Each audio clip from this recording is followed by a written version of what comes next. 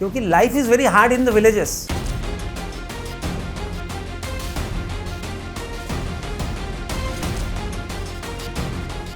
हमारे कासोदा में 8-8 दिन तक पानी नहीं आता था। पानी आया तो भी ऐसा नीचे खड्डा खोद के वहां बैठ के पानी निकालना पड़ता था।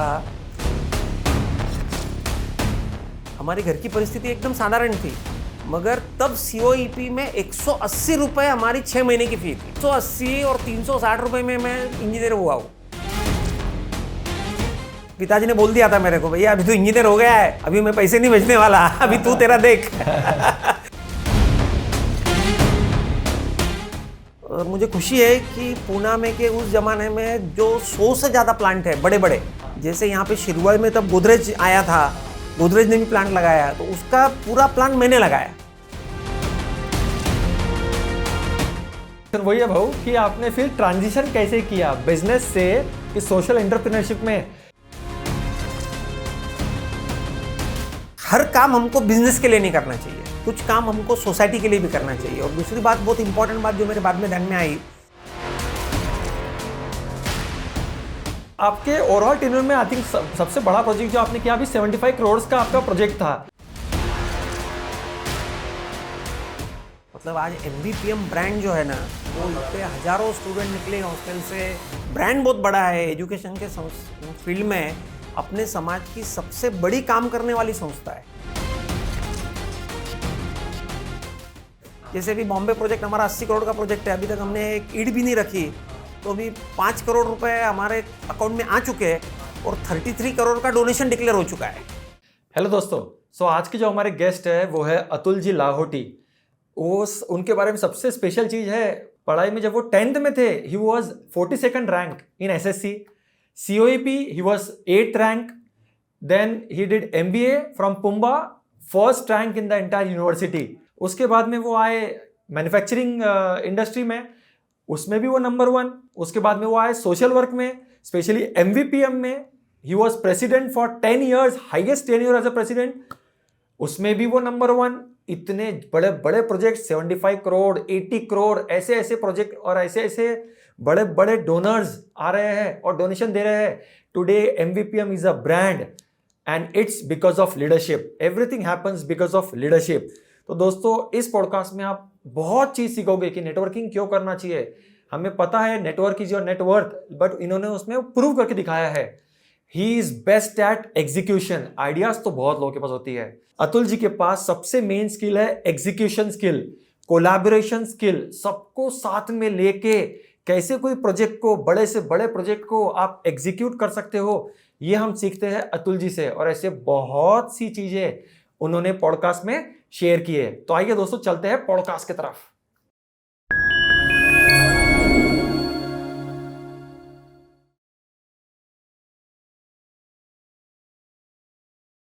दोस्तों, आज हमारे साथ में जो गेस्ट है पॉडकास्ट के लिए वो है Atul ji Lahoti. Welcome Atul ji on our podcast. नमस्कार दोस्तों, इनके बारे में स्पेशल चीज ये है कि जो हॉस्टल में मैं 12th स्टैंडर्ड के बाद 3 साल रहा हूँ, वो हॉस्टल के वो 10 साल प्रेसिडेंट रह चुके हैं। और सिर्फ एक होता है सर्वाइवल कि 10 साल प्रेसिडेंटशिप निकालना, एक होता है ब्रेक थ्रू सर्वाइवल और you can say break through growth. इन्होंने जो रिकॉर्ड बनाए हैं अपने 10 साल के टेन्योर में एज अ प्रेसिडेंट, आज हम उनके बारे में सुनेंगे और हम ये देखेंगे कि एज अ प्रेसिडेंट हम क्या क्या कर सकते हैं अगर हम सोशल एंटरप्रेन्योरशिप में भी है तो। आइए शुरू करते हैं। अतुल जी, पहला क्वेश्चन मेरा आपसे ये है कि आप जैसे एक छोटे से गांव से आते हो और वहां पर भी आपने एसएससी में आपका रैंक आया, I think 42nd rank. Yes. तो गांव से आके, गांव में तो आप रैंक आया ही है, आपने पूना में COEP से आपने इंजीनियरिंग की, उसमें भी आपका 8th रैंक। उसके बाद में आपने पुम्बा से MBA किया, उसमें आपका 1st रैंक। तो ये आप कैसे अचीव किया आपने? जनरली हम देखते हैं कि लोग बोलते हैं कि मैं गांव से हूं ना, इसलिए मेरी इंग्लिश अच्छी नहीं है, मैं गांव से हूं ना, इसलिए मैं करियर में आगे नहीं जा पा रहा, और आपने रिकॉर्ड्स ब्रेक किए। तो ये कैसे हुआ? Thank you, Dinesh, for asking this first question, which is go backs to my old memories. आपने बिल्कुल सही कहा कि मैंने मेरा जो एजुकेशन है वो स्कूल एजुकेशन, कासोदा नाम का एक खेड़ा है जिसका पॉपुलेशन उस वक्त 7-8 हज़ार था, और हमारी स्कूल थी साधना माध्यमिक विद्यालय, अभी भी मैं उससे जुड़ा हुआ हूँ। तो वो स्कूल में मेरा 10th तक का एजुकेशन हुआ। और जैसे आपने कहा कि मैं एसएससी बोर्ड में 42nd आया, बाद में पूना आया, सीओईपी में आई गॉट 8th रैंक पूरे यूनिवर्सिटी में, और बाद में एमबीए में I got 1st rank in Poona university. तो मुझे ऐसा लगता है इसके पीछे का एक जो है ना कि गाँवों की तरफ जो बच्चे रहते हैं ना, काफ़ी टैलेंट रहता है उनके बीच में। और सबसे बड़ी बात जो रहती है कि शहरों के तरफ जो बच्चे रहते हैं, तालुका और गाँवों की तरफ जो बच्चे रहते हैं ना, तो हम जिस तरह से फोकस कर सकते हैं, क्योंकि life is very hard in the villages. Correct. हमारे कासोदा में 8-8 दिन तक पानी नहीं आता था। पानी आया तो भी ऐसा नीचे गड्ढा खोद के वहाँ बैठ के पानी निकालना पड़ता था। और सब मतलब हार्डशिप बहुत रहती थी, ट्रांसपोर्ट के साधन नहीं थे, कम्युनिकेशन के साधन नहीं थे, तो हार्डशिप बहुत रहती है। तो आदमी नॉर्मली जैसे आप देखोगे कि अपने यूपीएससी में जो आईएएस आईपीएस की एग्ज़ाम होती है, तो उसमें मैक्सिमम बच्चे बिहार के आते हैं। करेक्ट। क्यों आते हैं? उनको कोई अपॉर्चुनिटी नहीं रहती, उनको मालूम नहीं यहाँ नहीं किया तो कुछ नहीं कर पाएंगे। यही है। तो मुझे लगता है वो एक मेन था कि भाई अपने को लाइफ में कुछ बनना है तो अपने को फोकस रहना पड़ेगा अपने ऑब्जेक्टिव की तरफ, कि अपने को क्या करना है आगे, और ज़्यादा डिस्ट्रैक्ट होके नहीं चलेगा। आजकल क्या रहता है कि शहरों में जो बच्चे रहते हैं उनके सामने काफ़ी अपॉर्चुनिटीज़ रहती है, वो भी कैपेबल रहता है, मगर अपॉर्चुनिटीज़ काफ़ी रहती है तो वो फोकस नहीं रह पाते हैं, और पेशेंस भी उनमें कम रहता है। मैं देखता हूँ गाँव की तरफ I came with that inbuilt strength कि हम चलो अपना ऑब्जेक्टिव फोकस रखें, बिल्कुल क्लियर कट रखें। और भैया ऐसा है, 2 हाथ 2 पैर दिमाग मुझे भी दिया, उनको भी दिया है, and if I am more focus then I can beat them. And slowly if you look at my academic career, जैसे 10th में I stood 42nd in the board, उस वक्त वो जलगांव मतलब बहुत बड़ी बात थी। बाद में पूना आया, सीओईपी में आया, सीओईपी में एडमिशन मिलना वैसे बहुत डिफिकल्ट रहता है, बट आई गॉट एडमिशन। और सीओईपी में भी 4 साल मैंने अपने आप को हर साल में थोड़ा थोड़ा इम्प्रूव करते गया, और फाइनल ईयर में I got 8th rank in Poona university. बाद में एमबीए जब मैंने किया पुम्बा से, तो मैंने बोला अभी तो कुछ नहीं भैया, अभी मैंने फाइनेंस में किया था, in fact I was having engineering background. तो पहले साल बच्चे तब 87 में 87 to 89 जब मैंने एमबीए किया, तब इंजीनियरिंग के बाद एमबीए का इतना चलन नहीं था, और जो इंजीनियर्स आते थे वो मार्केटिंग वगैरह ऐसा लेते थे ज़्यादा, तो फाइनेंस कोई लेता नहीं था, तो मैंने फाइनेंस लिया था। तो बच्चे देखते थे ये क्या फाइनेंस, इंजीनियरिंग बैकग्राउंड लड़का है, क्या करेगा फाइनेंस में। मगर मैंने बोला ठीक है भैया, after all I am a Marwari, तो फाइनेंस तो हमारे ब्रेन में, खून में है। तो मतलब तो I stood first in the university in MBA also, I was a gold medalist. तो मुझे लगता है कि एक फोकस के कारण और जो सर्कमस्टेंसेस रहते हैं इनिशियल पीरियड में, वो पीरियड रहता है जब वो आदमी को सच में मजबूत बनाता है। जो चैलेंजेस रहते हैं, स्कूल के लिए हमको 3-4 किलोमीटर पैदल जाना पड़ता था। हमारा 10th का एग्ज़ाम जो था वो हमारे गांव में सेंटर नहीं था, मुझे एरंडोल जाना पड़ता था रोज़ सुबह।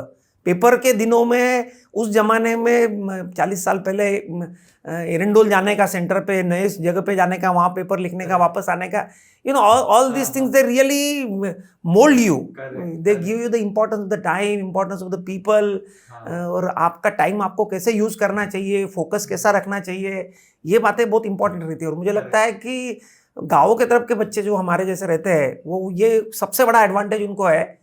जैसे हम वहाँ पे बाजार होता था, आठौड़े बाजार, आपको भी शायद मालूम होगा, वीकली बाजार होता था, वीकली बाजार में जाना, वहाँ पे परचेसेस करना। आज अपने बच्चे देखो, वो नहीं जाएंगे बाजार, वो कॉर्नर के शॉप तक नहीं जाने को तैयार। पुणे में होता है, और मैं भी कभी कभी जाता हूँ, अच्छा लगता है। वो आइदर ब्लिंकिट करेंगे या जेप्टो करेंगे, they don't want to go to the, but when you go to the people, interact with them, understand them, तो ये बातें बहुत इंपॉर्टेंट रहती है। ये पीपल स्किल इंप्रूव होती है। It is a social skill जो है। आजकल बच्चों का अपन देखोगे तो वो socially they are not more interested, उनका एक 4-5 लोगों का ग्रुप है और उसके बीच में मस्ती से रहते हैं। The world is quite bigger thing, so many things you can learn from. देखिए कौन क्या है, कौन छोटा काम कर रहा है, बड़ा काम कर रहा है, वो इम्पोर्टेंट नहीं है, वो उसमें से तुम क्या सीख सकते हो, वो सबसे इम्पोर्टेंट रहता है। ना आई थिंक गाँव की तरफ रहने के कारण बहुत वेल नीटेड था, वेल कनेक्टेड था, एक दूसरे के प्रति बहुत ये था, सपोर्ट भी सिस्टम भी था, और मैं आपको बताऊंगा कि ये जो मेरा एकेडमिक्स का परफॉर्मेंस रहा, इसमें सबसे बड़ा हिस्सा मेरे गुरुजी का है। अच्छा। सोनार सर्स करके हमारे गुरुजी थे, जिनका काफ़ी अच्छा गाइडेंस मुझे मिला। तो मैं आपको बताता हूँ कि अपने शहरों की तरफ तो अभी आप देखते हैं कि थोड़ा कमर्शियलाइजेशन काफ़ी हो जाता है, मगर वहाँ पे जब मैं 10th में था तब वो स्कूल में सुबह 9 बजे से 4 बजे तक तो स्कूल में पढ़ाई होती थी, उसके अलावा नाइट क्लासेस लेते थे। ओके। रात खाना घर पे आओ, थोड़ा खेलो, थोड़ा स्टडी करो, खाना खा के 9 बजे वापस स्कूल जाओ 4 किलोमीटर, और रात को 9 से 12 वो नाइट क्लासेस लेते थे। And they were offering this services totally free of cost. और एक आत्मीयता से कि अतुल, पिछले समय तेरा ट्रिगोनोमेट्री में मार्क्स कम थे, तेरा हिस्ट्री थोड़ा वीक था, तेरा ज्योग्राफी में तुझे इम्प्रूवमेंट करना चाहिए, इस पे हम काम करेंगे। तो वो सोच थी, वो कमिटमेंट था, वो डेडिकेशन था, वो ओनरशिप था टीचर्स का। उसके कारण एक ये था कि ये लोग हमारे पे इतना काम कर रहे तो हमको भी अपना बेस्ट करना चाहिए। और फिर वो आदत सी लग गई, तो वहाँ भी रैंक मिला, COEP में भी बहुत अच्छा किया, और MBA में तो फर्स्ट ही कर लिया। बहुत बढ़िया। तो मुझे याद है एक छोटा सा किस्सा बता के when we can stop, we can go to the next question.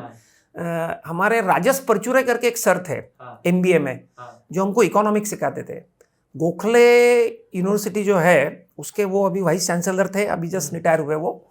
तो वो हमको इकोनोमेट्रिक्स सिखाते थे। इकोनोमेट्रिक्स बहुत टफ सब्जेक्ट था वैसे, और उनकी आदत कैसे थी कि वो बहुत मूडी थे, जो ऐसे सर रहते हैं वो बहुत मूडी रहते हैं। तो वो आए एक दिन, बोले आज अपन टेस्ट लेंगे। और सब लोग बोले अरे, बोले हमने कुछ तैयारी की नहीं, कुछ नहीं किया, अभी आप टेस्ट ऐसे कैसे ले सकते हो?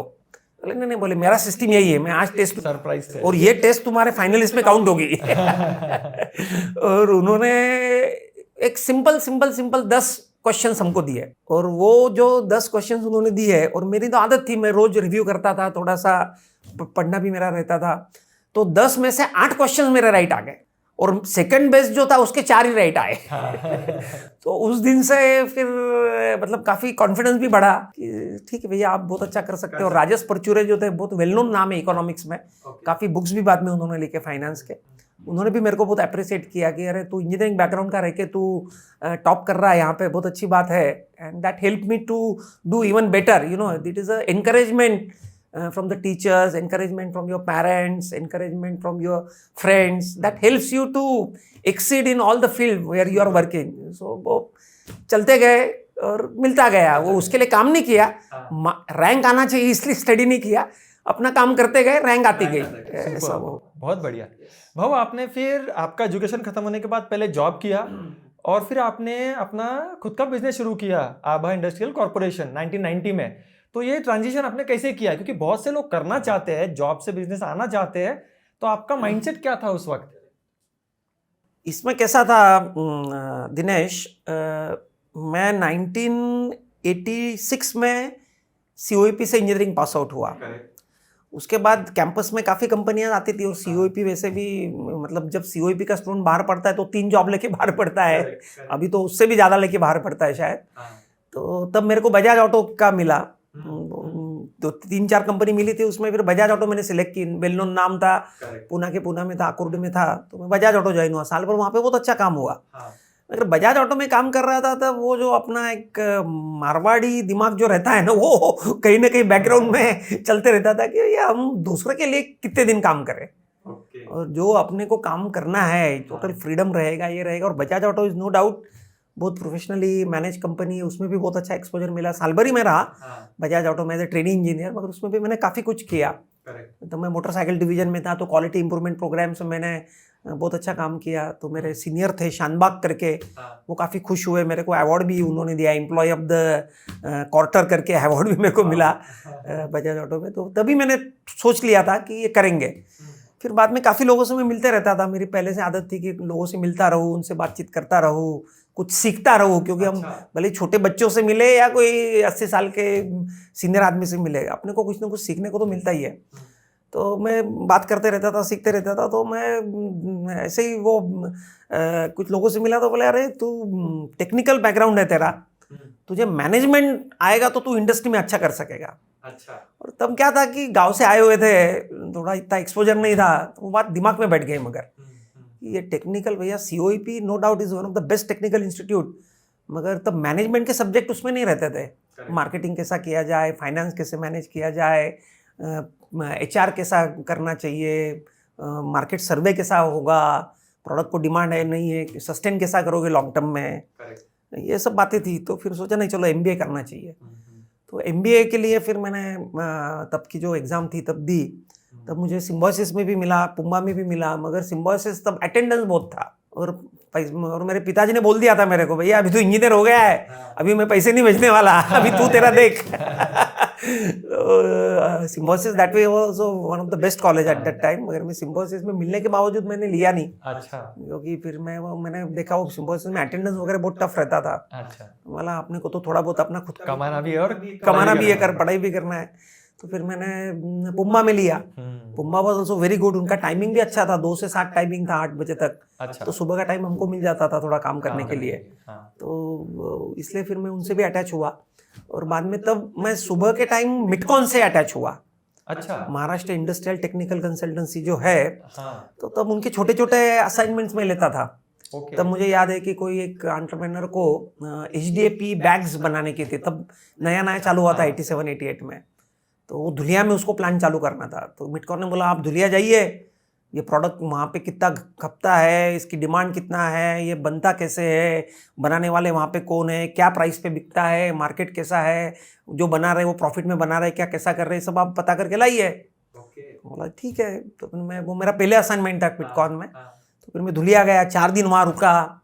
वहाँ फिर मैंने बहुत डिटेल स्टडी किया, कम से कम मैं 25 रिटेलर से मिला, होलसेलर से मिला, 1-2 यूनिट वहाँ पर थे उनसे मिला, और उससे सब समझ के लिया। तो एक बिजनेस टेक्निकल नॉलेज रहना एक बात है, और बिजनेस में वो कैसे बिठाने का वो दूसरी बात है। कि भाई तुम जो कर रहे हो उसका डिमांड सप्लाई गैप है क्या, प्रॉफिटेबिलिटी क्या रहेगी, ग्रोथ पोटेंशियल क्या है, कैश फ्लो कैसा रहेगा, कि क्रेडिट रेट पे सब चलता रहेगा, ये सब बातें हैं। तो ओवर सप्लाई है क्या, ये सब बातें इंपॉर्टेंट थी। तो ये सब बातें मिटकॉन के साथ ध्यान में आई, और फिर एक कॉन्फिडेंस बढ़ा कि नहीं हम कर सकते हैं।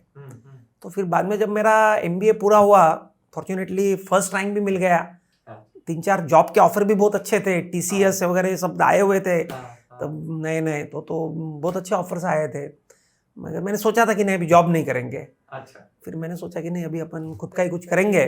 और मिटकॉन का 2 साल का MBA करते वक्त का बहुत अच्छा अनुभव था। और mainly I used to do the product surveys. अच्छा। किसी को फैक्ट्री लगानी है तो उसका सर्वे करने का काम मेरे को बुलाते थे, अरे वाह, प्रोजेक्ट रिपोर्ट तैयार करने के लिए। ऐसे उस टाइम पे आप उस टाइम पे मैं तो जाना, लोगों को मिलना, रात भर ट्रैवल करना, दूसरे दिन सुबह सबको मिलना, मशीनरी क्या चाहिए, प्रोजेक्ट कितने का बनेगा, प्रोडक्ट को डिमांड रहेगी क्या, कितने लोग लगेंगे, पावर कितना लगेगा, इलेक्ट्रिसिटी कैसा होगा, मैन पावर कैसे लगेगी, स्किल मैन पावर क्या लगेगी, मार्केटिंग कैसा करोगे, फाइनेंस कैसा अरेंज करोगे, ये कैसा करोगे, ये सब बातें होती थी तब। तो वो सब बातें सीखने को मिली, तो कॉन्फिडेंस डेवलप हुआ। तो फिर मैंने क्या किया कि 6 महीना साल भर फिर मैंने कुछ किया नहीं, मैं देखते रहता था, पढ़ते रहता था क्या करना चाहिए, कैसा करना चाहिए। और मुझे फॉर्चुनेटली पाउडर कोटिंग इंडस्ट्री में गैप मिली। अच्छा। पाउडर कोटिंग इंडस्ट्री 1988-89 में चालू हुई थी, और वहाँ पे एक प्रॉपर फिलर अवेलेबल नहीं था कि जो इलेक्ट्रिकली कंडक्टिव और हाई टेम्परेचर रेजिस्टेंस हो। तो फिर हमने बस टेक्निकल माइंड था, मैकेनिकल किया मैंने, मगर ये थोड़ा सा हटके काम था, but basic engineering remains the same. तो फिर हमने उस पर काम चालू किया, कुछ NCL आया, वहाँ पे कुछ लोगों की हेल्प ली, और एक प्रोडक्ट डेवलप किया, और फिर वैसा चालू हो गया तो बस। सुपर। तो दोस्तों, जैसे अभी हमने सीखा, जो अतुल जी ने बोला एक चीज कि वो नए नए लोगों से मिलते रहते थे, मतलब नेटवर्किंग पहले से, और इंटेंशन था सीखना। तो ये उनकी बहुत अच्छी आदत से उनके पास क्या आ गया, नॉलेज आ गया, कॉन्फिडेंस आ गया। और सेकंड, जो उन्होंने MBA किया, ये सिर्फ डिग्री के लिए नहीं किया, उनमें क्यूरियोसिटी थी सीखने की। उन्होंने लोगों के लिए काम किया, अलग अलग प्रोजेक्ट रिपोर्ट्स बनाई, जिसमें उनको अच्छा प्रैक्टिकल एक्सपोजर आया, जिसके वजह से उनको कॉन्फिडेंस आया कि वो बिजनेस कर पाएंगे कि नहीं कर पाएंगे। And that confidence actually give him the boost to start business. तो डिग्री सिर्फ पेपर के लिए मत करो, डिग्री रियल नॉलेज के लिए करो, रियल कॉन्फिडेंस के लिए करो। दैट्स व्हाट आई थिंक हम आज सीखे अतुल जी से। सुपर अतुल जी। अतुल जी, आपके जो बिजनेस है उसमें आपको बाद में अवार्ड भी मिला। आई थिंक जीएस पार्के अवार्ड, आप उसके बारे में कुछ बताओगे कि अवार्ड आपको मिला क्यों? जीएस पार्के अवार्ड जो है वह Maratha chamber of commerce and industries द्वारा स्थापित किया गया अवार्ड है और आज की तारीख में बहुत प्रेस्टिजियस अवार्ड है। हर साल वो जो भी कोई नया प्रोडक्ट लाता है, हम रेगुलर कुछ प्रोडक्ट लाएंगे जो ऑलरेडी मार्केट में है तो उनको वो अवार्ड नहीं देते, they give that only to the innovative product. तो हमने जो प्रोडक्ट लाया था मार्केट में, जो पाउडर कोटिंग इंडस्ट्री थी, तो उसमें वो फिलर की आवश्यकता थी। पाउडर कोटिंग 88-89 में नई इंडस्ट्री आई, वो VOC कंप्लायंट थी, एनवायरनमेंट फ्रेंडली थी, इसलिए काफ़ी लोग आज अपन ESG वगैरह की सब बातें कर रहे हैं, मगर पाउडर कोटिंग तब आया था। और in comparison to the regular liquid paint के कारण जो वोलाटाइल ऑर्गेनिक कंपाउंड इवापोरेट होते हैं एटमॉस्फेयर में, तो ओजोन लेयर डिप्लीट होता है, तो उससे अपना जो टेम्परेचर बढ़ रहा है और बाकी सब जो प्रॉब्लम्स आ रहे हैं, तो powder coating was one solution to that. तो पाउडर कोटिंग इंडस्ट्री 88-89 में आई थी, तब मैंने सोचा कि नहीं अच्छा है, इसमें ग्रोथ अच्छी होगी क्योंकि एनवायरनमेंट के लिए है। तब तो उतना ज़्यादा एनवायरनमेंट के बारे में कोई बात नहीं करता था, मगर वो टेक्नोलॉजी अच्छी लगी और उसमें गैप लगी है कि फिलर अवेलेबल नहीं है। तो फिर हमने उस पर काफ़ी R&D किया। पहले हमने दोनों काम मेरे को आए, एक तो COEP का जो टेक्निकल नॉलेज था, तो भाई एक ट्रायल करते थे, वो फेल हुई तो दूसरे दिन से 0 से चालू करके दूसरी ट्रायल करते थे, फिर वो भी फेल होती थी। ऐसे 10-20 ट्रायल करने के बाद हम एक सॉल्यूशन पर आए। और मिटकॉन का जो अनुभव था कि भाई कोई भी प्रोडक्ट हम यदि लॉन्च करना चाहते हैं तो उसके पहले उसका फिजिबिलिटी देखो। तुम बना सकते हैं, कोई तो मशीनरी दे रहा है, बैंक वाले लोन दे रहे हैं, 2-4 लोग तुम्हारे पास काम करने को तैयार, इसलिए प्रोडक्ट मत तैयार कीजिए। उसका फिजिबिलिटी क्या है, लॉन्ग टर्म प्रोस्पेक्टस क्या है, ग्रोथ पोटेंशियल क्या है, उसमें तुम एनवायरमेंटल मतलब एज ए सोसाइटी को तुम्हारा क्या कंट्रीब्यूशन हो रहा है, ये सब बातें उसमें थी। तो मुझे लगा कि लेट अस डू इट, और हमने चालू किया। और फॉर्चुनेटली इनिशियली कुछ स्ट्रगल रहा, मगर बहुत अच्छा प्रोडक्ट सक्सेसफुल रहा और मराठा चैम्बर को लगा कि अच्छा प्रोडक्ट है। हमने अच्छा प्रेजेंटेशन भी उनको दिया, उनको बताया। उस जमाने में 1991 में मेरे को अवार्ड मिला कि ये एनवायरनमेंट फ्रेंडली टेक्नोलॉजी को सपोर्ट करने वाला प्रोडक्ट है। तब एनवायरनमेंट की बात कोई करता नहीं था, बराबर, इतना प्रॉब्लम नहीं था, पोल्यूशन का इतना प्रॉब्लम नहीं था, नहीं था। तो वो उनको अच्छा लगा उस टीम को उस वक्त के, तो उन्होंने हमको अवार्ड दिया। और उसके बाद तो बस हमने ऑल ओवर इंडिया डिस्ट्रीब्यूटर्स भी अपॉइंट किए। उसके कारण मेरा ऑल ओवर इंडिया घूमना भी हुआ। कोयमुतूर में जाता था, राजकोट जाता था, दिल्ली के ओखला इंडस्ट्रियल एस्टेट में जाता था, इंदौर गया, बेंगलोर गया, बेंगलोर की पीना इंडस्ट्रियल एस्टेट में घूमता था। एक एक सेंटर पे मैं 4-4, 5-5 दिन रहता था। हम क्या करते थे, एक तो एक सेमिनार वहाँ पे होता था, वो सेमिनार में पार्टिसिपेट करते थे, वहाँ पे पेपर प्रेजेंट करते थे। और सेमिनार में 50, 60, 70 लोग आते थे उस एरिया के, तो कुछ क्यूरीज रहती थी उनकी, तो उनके नंबर लेके दूसरे दिन सुबह 9 बजे उनकी इंडस्ट्री में पहुंच जाते थे। तो वो काफ़ी सीखने को मिला कि भाई ओखला में, ओखला इंडस्ट्रियल एस्टेट में मैं बहुत घुमा हुआ हूँ दिल्ली के, तो ओखला के लोग आते थे, फिर ओखला जाते थे, वहाँ पे उनसे मिलते थे, उनके प्रॉब्लम सॉर्ट आउट करते थे, उनको डेमो देते थे। ऐसा एक एक कस्टमर, फिर दूसरे दिन जाके भैया हमने डेमो दिया, कुछ कैसे लगा आपको, फिर ऑर्डर लेने की कोशिश करते थे। ऐसा सब धीरे धीरे शुरुआत करते गए। तो इनिशियली 2-3 साल काफ़ी काम किया और फॉर्चुनेटली सक्सेस भी मिला और अच्छा काम भी हो गया। तो इस तरीके से शुरुआत हो गई और मराठा चैम्बर ने भी रिकॉग्नाइज किया, तो एक प्रोडक्ट को भी वेटेज आ गया कि it has been approved by MCC, Marathi chamber of or Maratha chamber of commerce and industries and agriculture उस जमाने से भी काफ़ी रिनाउन है।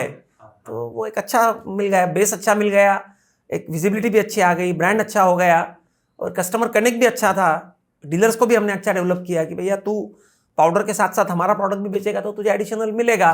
तो और हमने एक पॉलिसी फॉलो की इनिशियली कि तुम्हारे एरिया का कस्टमर होगा तो तुम्हारे थ्रू ही डील होगा। भले हम डायरेक्ट करें मगर वो कमीशन तेरे को देंगे। यानी एथिकल प्रैक्टिसेस में वो डीलर को कॉन्फिडेंस था, कस्टमर मेरे एरिया का होगा, इनके पास डायरेक्ट भी गया तो ये मेरे को ही देंगे। तो वो पॉलिसी हमने इनिशियल पीरियड से फॉलो किया, तो वो सब फैमिली फ्रेंड जैसे बन गए। They have become the partner in the business. तो वो चलता रहा। उस जमाने में ये सब बातें थोड़ी, अभी तो आजकल तो बहुत लोग हम पढ़ते रहते हैं MBA इधर उधर, मगर ये सब ट्रायल एंड एरर से सीखे। तो अच्छा बेस बन गया। और अल्टीमेटली क्या है कि आपको ग्रो होना होगा तो आपके प्रोडक्ट के बारे में जितने लोग अच्छा बोलेंगे बाहर, वो ज़्यादा इंपॉर्टेंट है। बहुत अच्छा प्रोडक्ट बना लो, बहुत अच्छा पैकिंग कर दो, नेटवर्क अच्छा बना दो, मगर unless the customer speaks good for your product. और हमने कभी कोई ऐड की नहीं, कभी कुछ किया नहीं। सेमिनार में जरूर जाते थे क्योंकि प्रोडक्ट नया था, तो लोग वहाँ पे आते थे, उनके पास जाके फिर पूरा डेमोन्स्ट्रेशन देते थे, फॉलोअप करते थे, फॉलोअप कॉल करते थे बाद में। और तब तो ज़्यादा फ़ोन वगैरह भी नहीं थे, इतना बड़ा फ़ोन रहता था मोबाइल, ब्लैक वाला, वो तो मेरे टाइम पे भी था। तो काफ़ी कुछ तब चलता था। तो भाऊ आपने फिर ये जो किया कोटिंग, पाउडर कोटिंग इंडस्ट्री, इसमें आपका और क्या कंट्रीब्यूशन हुआ पाउडर कोटिंग इंडस्ट्री में? पाउडर कोटिंग इंडस्ट्री में क्या हुआ, एक बार हम 3-4 साल बहुत काम हमने किया और हम बहुत अच्छे से सेट हो गए। फिर मैंने क्या किया कि इंडस्ट्री ग्रो होना चाहिए, क्योंकि it is a environment friendly technology. जैसे लिक्विड पेंट में 30-40% जो वोलेटाइल ऑर्गेनिक कंपाउंड रहते हैं वो एटमॉस्फेयर में चले जाते हैं और वो ओजोन लेयर डिप्लीट करते हैं और उसके कारण यूवी रेज आते हैं, टेम्परेचर बढ़ता है, बाकी सब मुसीबतें आगे अगले जनरेशन के लिए बहुत डिफिकल्ट होते जा रहा था। तो हमने सोचा चलो पाउडर कोटिंग पे अभी फोकस करेंगे। तो मैं क्या करता था कि पाउडर कोटिंग सेमिनार वगैरह में बहुत लोग आते थे, कुछ लोग नए भी आते थे कारपोरेट लिमिटेड कंपनियों से कि हमको प्लांट लगाना है, और मैं तो घूमते रहता था, लोगों से कनेक्ट रहता था, प्लांट कैसे लगाना, प्री ट्रीटमेंट प्लांट कैसे लगाना है, उसका गन कैसे लगानी है, ओवन कैसे लगानी है, टेस्टिंग इक्विपमेंट कैसे चाहिए, कितना बजट रहेगा, कितनी जगह लगेगी, क्वालिटी चेक्स क्या होने चाहिए, कैसा आइडियल प्रोडक्ट आप यूटिलाइज कर सकते हो। तो ये सब बातें हमने देखी थी। तो फिर मैंने क्या किया कि लोगों को पाउडर कोटिंग प्लांट लगाने में हेल्प करना चालू किया। और मुझे खुशी है कि पूना में के उस जमाने में जो 100 से ज़्यादा प्लांट है बड़े बड़े, not only Poona, all over India. जैसे यहाँ पे शिरवड़ में तब गोदरेज आया था, गोदरेज ने भी प्लांट लगाया, तो उसका पूरा प्लांट मैंने लगाया। अच्छा। और मुझे ये खुशी है कि यह जो मैं काम करता था ना वो मैं ऑनररी करता था। अच्छा। मैं इसका कोई उनसे चार्ज नहीं लेता था। मैं उनको पता था कि भाई ऐसा आप कर सकते हो, इनसे आप 3 लोगों को मिलिए, ओवन इससे लाइए, ये सेटअप कीजिए, आपके प्रोडक्ट के लिए ये ठीक रहेगा। तो ऐसा इंटरेक्शन वीकली 15 दिन में एक बार में इंटरेक्शन होती थी। उनको पूरा गाइड करता था, प्लांट सेटअप करके देता था, चला के देता था, पहला बैच आउटपुट निकाल के देता था, और मैं उनसे पैसे नहीं लेता था। वाह। तो इसके पीछे का रीजन क्या है, पैसे नहीं लेने का? क्या रहता है, मुझे लगता है कि हर काम हमको बिजनेस के लिए नहीं करना चाहिए। कुछ काम हमको सोसाइटी के लिए भी करना चाहिए। और दूसरी बात, बहुत इंपॉर्टेंट बात जो मेरे बाद में ध्यान में आई, कि तुम जो काम सोसाइटी के लिए कर रहे हो ना, वो अल्टीमेटली तुम्हारे बिजनेस को पॉजिटिव तुमको देने वाला है। तुम्हारा विजिबिलिटी बढ़ेगा, ब्रांडिंग बढ़ेगा, नेटवर्किंग बढ़ेगा। वो सोचेगा नहीं इस आदमी ने अपने को हेल्प की है। मतलब उस वक्त हमको, जब हमने इस बिजनेस में से बाद में बर्जर के लोग हमारे कांटेक्ट में आए, फिर Berger is also big company, big brand. उन्होंने बोला पाउडर कोटिंग हम मैन्युफैक्चर कर रहे हैं लाहौटी साहब, तो आप हमारा प्रोडक्ट बेचोगे क्या? बोला जरूर बेचेंगे, क्योंकि हमारे लिए भी पैरेलल लाइन था और बड़ा काम था वो भी। तो हमने तब चालू किया उनके साथ 93-94 में। फिर टेल्को गए, बजाज ऑटो गए, उनका प्रोडक्ट अप्रूव कराया। तो फिर हमने क्या किया कि we don't wanted to act as a trader, we want to add value addition. तो हमने उनका भी प्रोडक्ट लिया, तो हमने एक टेस्ट लैब बनाई। उनका भी प्रोडक्ट आता था बर्जर का, तो पहले हम हमारे टेस्ट लैब में टेस्ट करते थे, उनका टेस्ट सर्टिफिकेट आता था, मगर हम बोलते थे ठीक है भैया तुम्हारा है, मगर हम भी चेक करना चाहेंगे। और वो टेस्ट सर्टिफिकेट के साथ हम हमारे कस्टमर को प्रोडक्ट देते थे। और उनको कोई प्रॉब्लम आए तो पहले हम हमारे टेस्टिंग सेंटर पे बुलाते थे।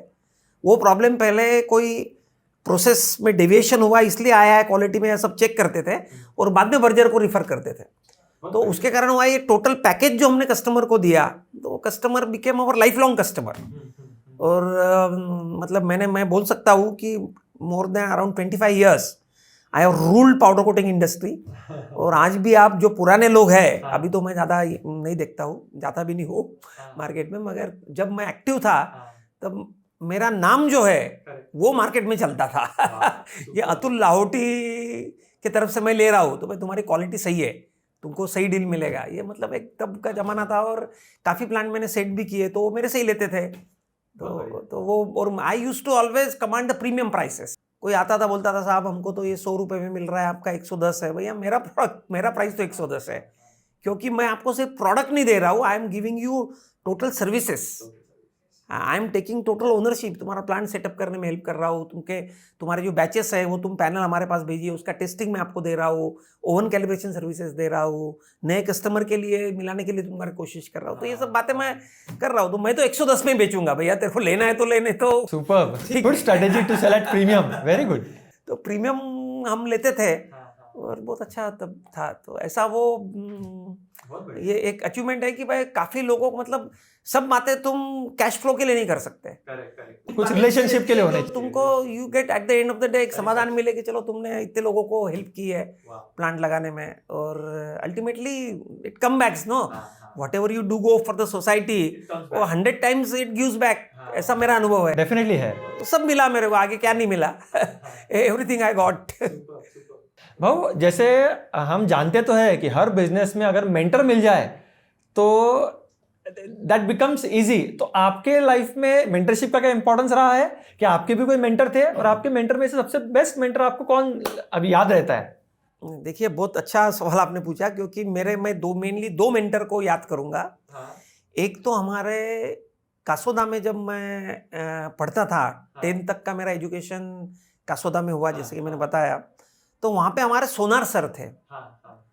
तो उनका जो डिसिप्लिन था, उनका जो समझाने का तरीका था, उनका जो कोई भी चीज़ के तरफ देखने के लिए लार्जर पिक्चर में देखकर आगे बढ़ने की बात करते थे, कुछ नहीं आया तो 4 बार समझा के बोलते थे, और सही को सही और गलत को गलत कहने की ताकत रखते थे, जोर से छड़ी भी खाया हुआ हूँ।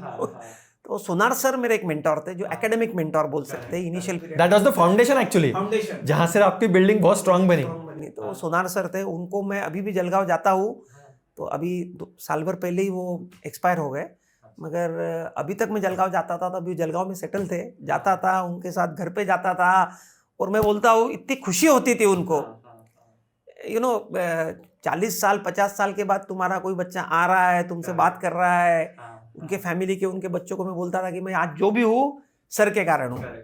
तो वो मेंटोर मेरे थे, उन्होंने भी बहुत एक लड़के से ज़्यादा प्रेम मेरे को किया।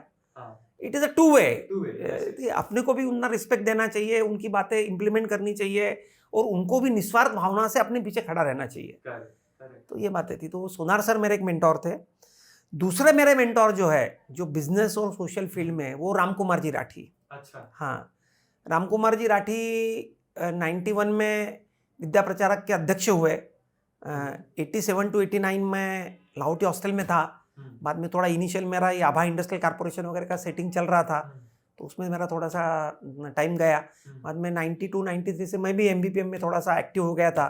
तब राम कुमार जी वहाँ अध्यक्ष थे, तो राम कुमार जी को स्टेज पर देखते थे, उनको सुनते थे, तो बहुत प्रभावित होता था मैं। What personality he has on all the fronts, चाहे वो समाज हो, चाहे वो बिजनेस हो, चाहे प्रोफेशन हो, चाहे नेटवर्किंग हो, सब इसमें ही was a master Ram Kumar ji. और धीरे धीरे बहुत अच्छे रिलेशन उनसे बने, और पिछले 20 सालों से मुझे लगता है कि ऐसा कोई हफ्ता नहीं गया होगा कि मैं कंस्ट्रक्शन हाउस पे मैं नहीं गया तो उनका फोन आता था, रातुल कहाँ पे है, आजा। अच्छा। तो मस्त बैठने का 1 घंटा उनके साथ बैठता था, उनके साथ गपटप लगाता था, उनसे बहुत कुछ बातें सीखने को मिलती थी। बहुत लोग उनके पास आते भी थे, तब भी मेरे को बिठा के रखते थे कि अतुल देखे ऐसा होता है, वे होता है। काफ़ी ट्रस्ट से वो संबंधित थे। और उनसे जो एक बहुत बड़ी बात मैं सीखा, बोलते थे अतुल देख, तुझे तेरी पैशन यदि फॉलो करनी है ना, तो तुझे तेरा पैसिव इनकम बढ़ाना पड़ेगा। अच्छा। एक्टिव इनकम तो तू अभी काम कर रहा है, तेरा अच्छा काम है, तो पाउडर कोटिंग में नंबर 1 है, अमेरिका भी जाकर आया है, लेक्चर मार के आया है, लीडर है इस फील्ड का। मगर बोले तेरे को ये लीडर बनने के लिए हमेशा काम पाउडर कोटिंग का ही करना पड़ेगा। तेरे को यदि दूसरा कुछ काम करना है, सोशल में करना होगा, या कुछ दूसरा करना है, फैमिली के करना है, या प्रोफेशन के लिए करना है, तो बोले तू नहीं कर पाएगा, क्योंकि अल्टीमेटली कैश इनफ्लो इनकम चाहिए ना। तो वो बोलते थे कि हर साल तुझे ऐसा कुछ करना चाहिए और लॉन्ग टर्म कर। तो उनके साथ बैठता था, तो फिर काफ़ी, और मैं MBA फाइनेंस में भी किया था, वैसे भी इन्वेस्टमेंट की आदत पहले से थी। तो फिर वो बात एक दिमाग में बैठ गई कि अपने को यदि अपनी पैशन फॉलो करनी है, तो अपने को अभी से थोड़ा सेविंग करना चाहिए, थोड़ा अपने को इन्वेस्टमेंट करना चाहिए कि जो एक अच्छा रिटर्न तुमको दे, और 15, 20, 25 सालों के बाद एक अच्छा कॉर्पस तुम्हारा बने। Then you know yourself and your family is taken care. बच्चे तो कैपेबल बनेंगे ही, और उनको ज़्यादा रेडीमेड देना भी नहीं है। तो उतना कॉर्पस तो बहुत अच्छा। तो राम कुमार जी ने ये मेरे को जो बात बताते थे, हमेशा बताते थे कि अतुल तुझे काम करना है ना, तो तू पहले तेरा पैसिव इनकम बिल्टअप कर। और फॉर्चुनेटली फिर कुछ रियल एस्टेट में कुछ अच्छे मैंने इन्वेस्टमेंट किए। म्यूचुअल फंड में मेरा बहुत इंटरेस्ट था। अभी भी मैं रोज आधा घंटा थोड़ा स्टडी कर लेता हूँ, क्योंकि इन्वेस्टमेंट जो है वो तो मैनेज करनी पड़ती है। और मैं मेरा एक हर क्वार्टरली मेरा एक रिकमेंडेशन भी निकालता हूँ, जो मेरे 150-200 जो एकदम क्लोज लोग हैं उसमें शेयर करता हूँ, और बहुत लोग मेरा रिकमेंडेशन फॉलो करके बहुत अच्छा रिटर्न उनको भी मिला है। 90% of the people got very good return also. वो मुझे अच्छा लगता है वो इन्वेस्ट करना, मॉनिटर करना, उसमें अपने रिटर्न मैक्सिमाइज करना, और मैं हमेशा लॉन्ग टर्म की सोचता हूँ। I am not a short term player. मैंने रियल एस्टेट में भी किए तो मुझे मालूम है 10 साल लेने के बाद 10 साल भाड़ा खाओ पहले, और बाद में बेचना नहीं बेचना वो आगे देखेंगे। तो that way I have done mutual fund, और इसमें भी मैंने काफ़ी इन्वेस्टमेंट, स्मॉल कैप हो, मिड कैप हो, फ्लेक्सी कैप हो, ये तो प्रोडक्ट अभी आया मगर तभी से कर रहे। उसके साथ साथ पीपीएफ में भी बहुत अच्छा था। तो ये सब बातों के कारण, एक गाइडेंस मिलने के कारण ये हुआ कि अभी पिछले, जैसे आप देखोगे कि मेरा जो करियर था, पहले स्कूल एजुकेशन 1980 को I passed out 10th, 86 I passed out COEP, 89 I passed out MBA। बाद में मैंने मेरा बिजनेस किया, और 4-5 साल मैंने बिजनेस किया, और मैंने जो फिर इन्वेस्टमेंट मैंने चालू कर दी थी 94, मतलब छोटी हो, मगर 25-30 साल में मैं, मतलब आई विल टेल यू 2011-12 तक I was very active in business, और सब मैं काम करता था, देखता था 15 साल पहले तक। फिर बाद में 25 साल का मेरा जो इन्वेस्टमेंट था, तो वो एक अच्छे मुकाम पर पहुंच गया। तो अभी वो कॉर्पस को 1 घंटा पर दे दिया तो भी काम हो जाता था। करेक्ट, बहुत बढ़िया। और फिर बिजनेस तो है ही, मगर मुझे मालूम था बच्चे आगे के अभी अपने बिजनेस में आने वाले नहीं है। And that call also you have to take कि where you have to stop. Correct. आप, तुम्हारा काम जो तुम 20 साल से करते आ रहे हो वही करना है, कि तुमको और कुछ बेटर चीजें लाइफ में करनी है। करेक्ट। तो फिर वो एक भगवान के दया से और राम कुमार जी जैसे लोगों को मिलने के कारण एक वो अच्छा डायरेक्शन भी मिला। और मैं सोशल इसमें फिर काफ़ी इन्वॉल्व हो गया। सोशल इसमें भी मैंने काफ़ी टाइम देना चालू किया, अच्छे लोग सब जुड़ते गए, यंग जनरेशन के साथ काम करने का मौका मिला, बड़े बड़े डोनर्स भी कनेक्ट हुए, और एक समाधान मिला कि चलो हम भी, see ultimately at the end of the day what is more important कि तुम्हारे पास क्या है, तुमने लोगों को क्या दिया, तुम्हारे कारण कितने स्टूडेंट्स बने, तुम्हारे कारण तुमने क्या मैसेजेस, पाउडर कोटिंग इंडस्ट्री में भी मैंने काम किया तो तुमने क्या किया है। मतलब वहां आज मैं कोयम्बतूर जाऊंगा तो 25 साल के बाद भी जाऊंगा तो मुझे मालूम है वहां पे 10 लोग आके मुझे मिलेंगे, बोलेंगे सर आप हमारा प्लांट देखने चलिए, आपने प्लांट लगाया था, आज हम इस मुकाम पर पहुंचे। तो ये एक समाधान अलग रहता है, सेटिस्फेक्शन अलग रहता है। तो और मेरा नजरिया वैसे ही था कि नाउ बिजनेस इज इनफ है, जितना दाल रोटी के लिए चाहिए उतना है। तो अगला क्वेश्चन वही है भाऊ कि आपने फिर ट्रांजिशन कैसे किया बिजनेस से, जो आप अभी बोले कि सोशल एंटरप्रेन्योरशिप में, वो क्या था? जनरली अपन सोचते हैं कि यार करना है, तो क्या थॉट से आपने फिर फाइनली, और कौन से साल में आपने शुरू किया? नहीं, क्या था कि मैं पूना जब आया तब पहले 4 साल 82 to 86 में COEP हॉस्टल पे रहा। तब मेरा कोई माहेश्वरी समाज से इतना कनेक्ट नहीं था। फिर बाद में 1 साल में बजाज ऑटो में रहा, 86-87 में बजाज ऑटो के क्वार्टर पे में था आकुर्डी में। बाद में 87 to 89 जो पीरियड मेरा था MBA करते वक्त, तो वो मैं मेरे लाहौटी हॉस्टल में रहा। तो तब जब मैंने राम कुमार जी को देखा, सुनंदा भाभी को देखा, विजय जी मुंदड़ा, राजेंद्र मंत्री, दुर्गा भाऊ कासट, ये सब लोगों को देखता था। वो आते थे दुर्गा भाऊ कासट तो रोज आते थे, शाम को राउंड मारते थे, हर बच्चे से बात करते थे। मैं बोला ये बात तो यानी लोग सिर्फ अपना नहीं सोच रहे, ये सब समाज के लिए कर रहे। तो थोड़ा सा तब से एक दिमाग में था कि हम भी कुछ टाइम आने के बाद करेंगे। और फिर बाद में बिजनेस चालू किया, उसमें भी इनिशियल पीरियड में थोड़ा सेटबैक मिला, मगर बाद में सब सेट होने के बाद जब एक स्टेबिलिटी आ गई, तब 99 में मेरे को डॉक्टर सुरेंद्र राठी और सुनंदा भाभी इन्होंने पूछा कि तू सेक्रेटरी बनेगा क्या विद्या प्रचारक का। और विद्या प्रचारक का secretary, that was a big responsibility, बनूंगा। तो 99 में सेक्रेटरी बना। फिर वहाँ भी मैं 9 साल रहा सेक्रेटरी करके, फिर कार्याध्यक्ष हुआ, फिर अध्यक्ष हुआ। तो ये सब बातें, मतलब क्या है कि एक छोटा था तब से ये भी था, सोनार सर को भी देखा था कि ये लोग अपने एकेडमिक स्कूल के अलावा भी नाइट क्लासेस लेके तुमको सपोर्ट कर रहे हैं। उसका कोई उनको गवर्नमेंट एडिशनल पैसा नहीं दे रहा है, but they are doing it for the betterment of the student, betterment of the society and ultimately nation. बाद में राम कुमार जी जैसे लोगों को देखा, विजय जी जैसे लोगों को देखा, और बिजनेस में भी बहुत अच्छे ऐसे लोगों को देखा कि जो they were always willing to go and help you. तो तब एक सोचा था कि अपना एक पैशन है रहेगा तो एक, और इसमें क्या रहता है, एजुकेशन का फील्ड मैंने चुना। माहेश्वरी विद्या प्रचारक मंडल के साथ जब मैंने काम करना चालू किया तो एक नए लोगों के साथ रहते हैं तो नया फील करते हैं, अपनी एज हम भूल जाते हैं।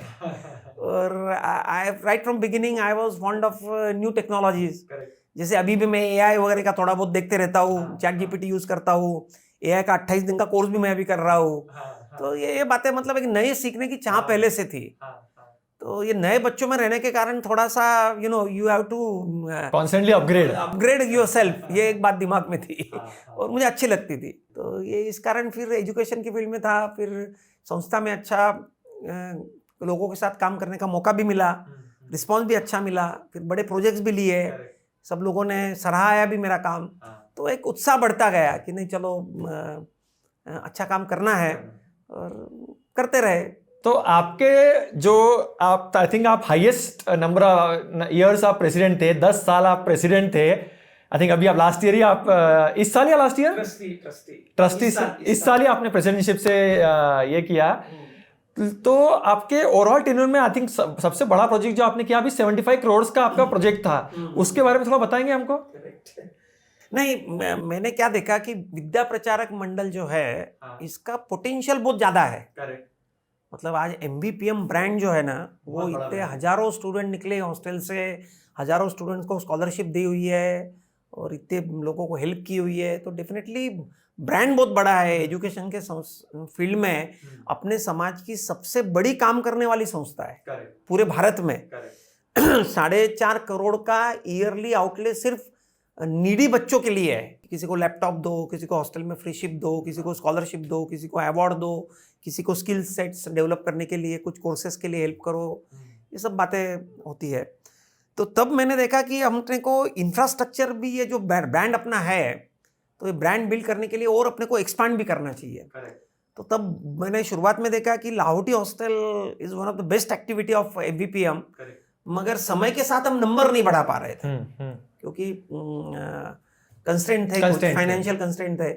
तो फिर मैंने सोचा चलो इसमें काम करेंगे। और वो फिर 100 जब हमने हॉस्टल डिमोलिश करने का सोचा और जब रीडेवलपमेंट किया, वो 30 करोड़ रुपए लगा के आज 330 बच्चों का हॉस्टल तैयार हुआ है, equip with all the facility. तो वो मुझे लगता है एक बहुत बड़ा कंट्रीब्यूशन था।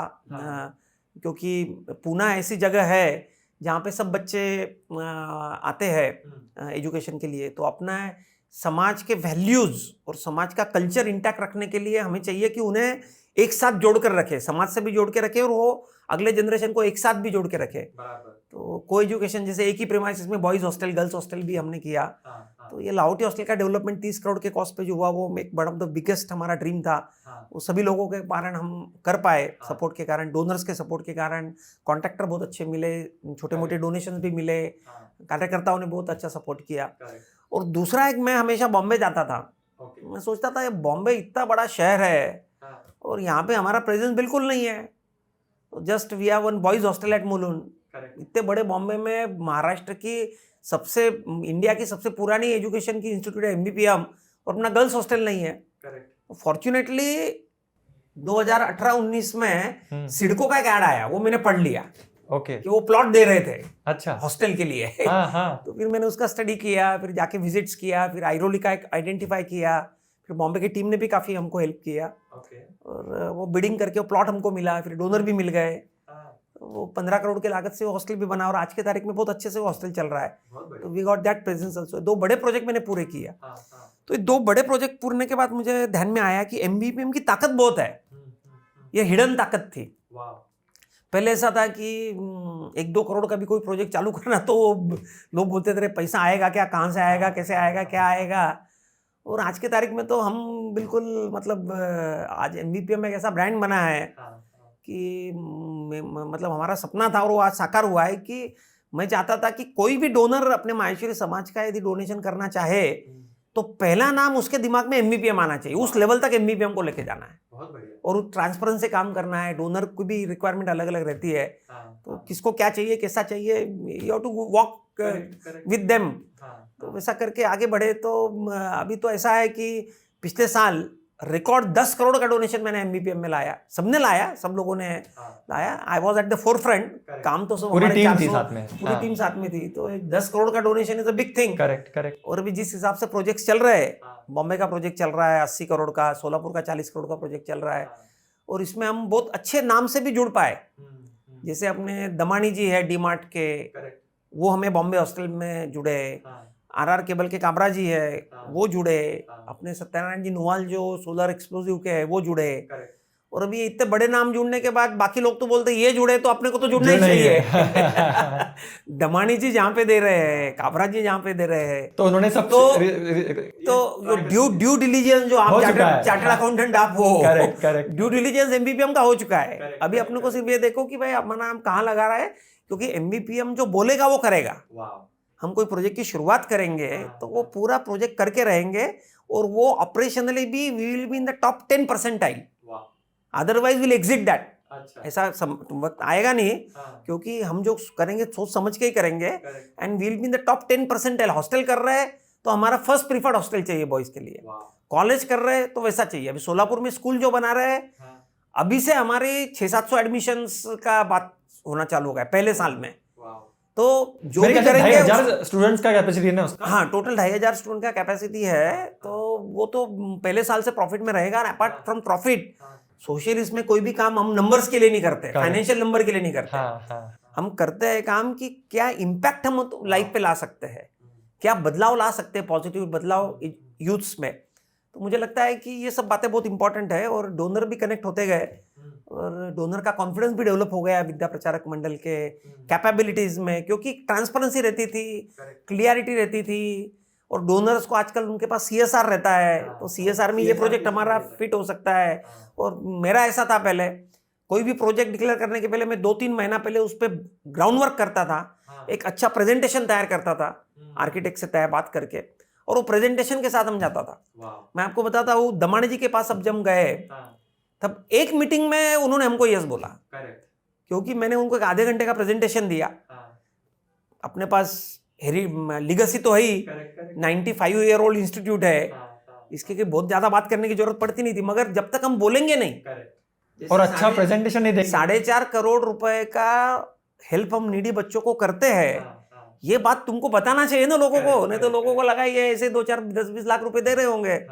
जब उनको पता चला हम 4.5 करोड़ का डिस्ट्रीब्यूशन करते हैं, और स्टैटिस्टिक्स, इतने लैपटॉप बांटे, इतना स्कॉलरशिप दिया, इतना फ्रीशिप दिया हॉस्टल में, वो सब I was a man of number, तो मैं सब नंबर लेके जाता था, और अपना पीपीटी वगैरह सब, और एआई से अभी को पायलट वगैरह फटाफट होता है, तो प्रेजेंटेशन करता था। प्रेजेंटेशन करने के बाद उनके क्वेश्चंस रहते थे, और अभी इतने सालों से काम कर रहा है, 30 सालों से, तो वो तो जुबानी हो जाते हैं, क्या है क्या नहीं है, कि ये प्रोजेक्ट कैसा होगा, कितना टाइम लगेगा, इसका क्या बेनिफिट होगा, इसका इम्पैक्ट क्या होगा, फंड्स यदि टाइम पे नहीं आए तो क्या करोगे, बाद में प्रोजेक्ट कैसा चलेगा, इसकी फीस कितनी रखोगे, ये सब बातें। तो ये सब बातें, तो एक चीज जो हमें सीख सकते हैं यहाँ पे, कि जो भी अभी सोशल एंटरप्रेन्योरशिप में है, अगर आपको एक बड़े डोनर से फंडिंग लाना है तो सबसे मेन है प्रिपरेशन। लीगेसी तो है ही है, लेकिन आपने जो जिस तरह प्रेजेंटेशन किया, प्रिपरेशन किया, पूरा तैयारी की, आई थिंक वो बहुत इंपॉर्टेंट है, आपका वो स्ट्रेंथ है, तैयारी, और जो बता रहे वो इम्प्लीमेंट करना। हाँ, एग्जीक्यूशन इज इक्वली इंपॉर्टेंट। कागज पे ड्रीम बता के नहीं कुछ होता है, वो एक बार हो जाएगा, 2 बार हो जाएगा। यदि आपको कंटिन्यूअस चाहिए, डोनर को हर 3 महीने के बाद अपडेट रखो, क्या चल रहा है, उसको अपील करो, भैया आप आए और 10 लोगों को आप और लाइए। तो वो अभी वो हमारे काबरा जी जो है, श्री गोपाल जी काबरा, आरआर केबल वाले, वो अभी हमारे लिए डोनेशन वो इकट्ठा करते हैं। ऑलरेडी एमबीपीएम के सबसे बड़े डोनर है, 11.5 करोड़ उन्होंने दिए है, 7.5 करोड़ स्कूल में, और 4 करोड़ रुपए बॉम्बे प्रोजेक्ट को। तो मैंने उनको ऐसा इन्वॉल्व किया, वो बोलते नहीं अतुल जी अभी हम भी आपके लिए काम करेंगे, और वो भी डोनर ला रहे। तो बेसिकली डोनर लोगों का कॉन्फिडेंस जो है, वो जब तुम एग्जीक्यूट करते हो, और तुम्हारा सेल्फलेस सर्विस, आज एमबीपीएम में 95 ईयर में आज तक कभी कोई उंगली उठाई नहीं है किसी ने कि भाई यहाँ पे ये काम गलत हो रहा है, या ये कुछ आउट ऑफ ट्रैक जा रहे हैं, क्योंकि कोर है, एजुकेशन में फोकस्ड है, और जो करना है समाज के लिए करना है, ट्रांसपेरेंसी से करना है, और जो कर सकते वही करना है।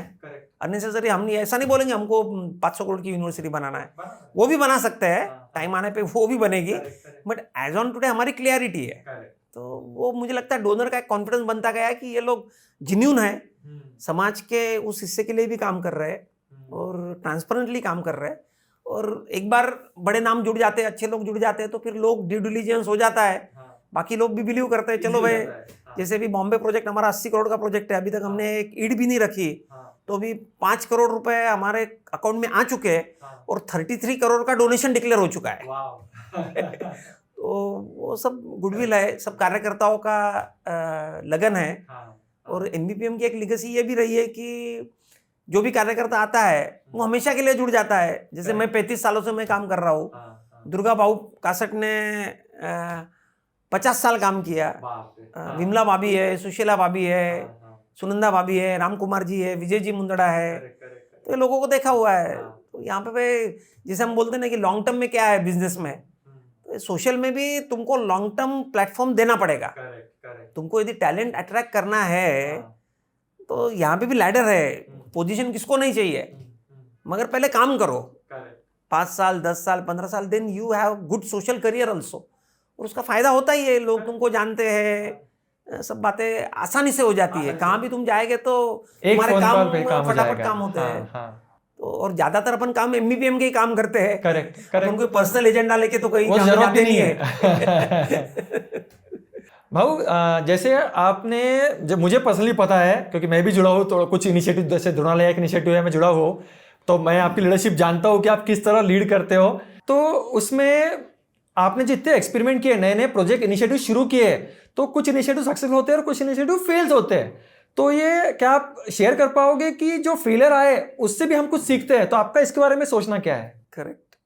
नहीं, इसमें कैसा है कि पहले तो मैं मेरे बिजनेस के बारे में बताऊंगा कि वहां पे मेरे को एक बहुत बड़ा फेलियर आया था इनिशियली। अच्छा। हाँ। जब हमने पाउडर कोटिंग के लिए हमने एक फिलर बनाया, तो वो फिलर बनाया तो वो हमने काफ़ी R&D करके बनाया था।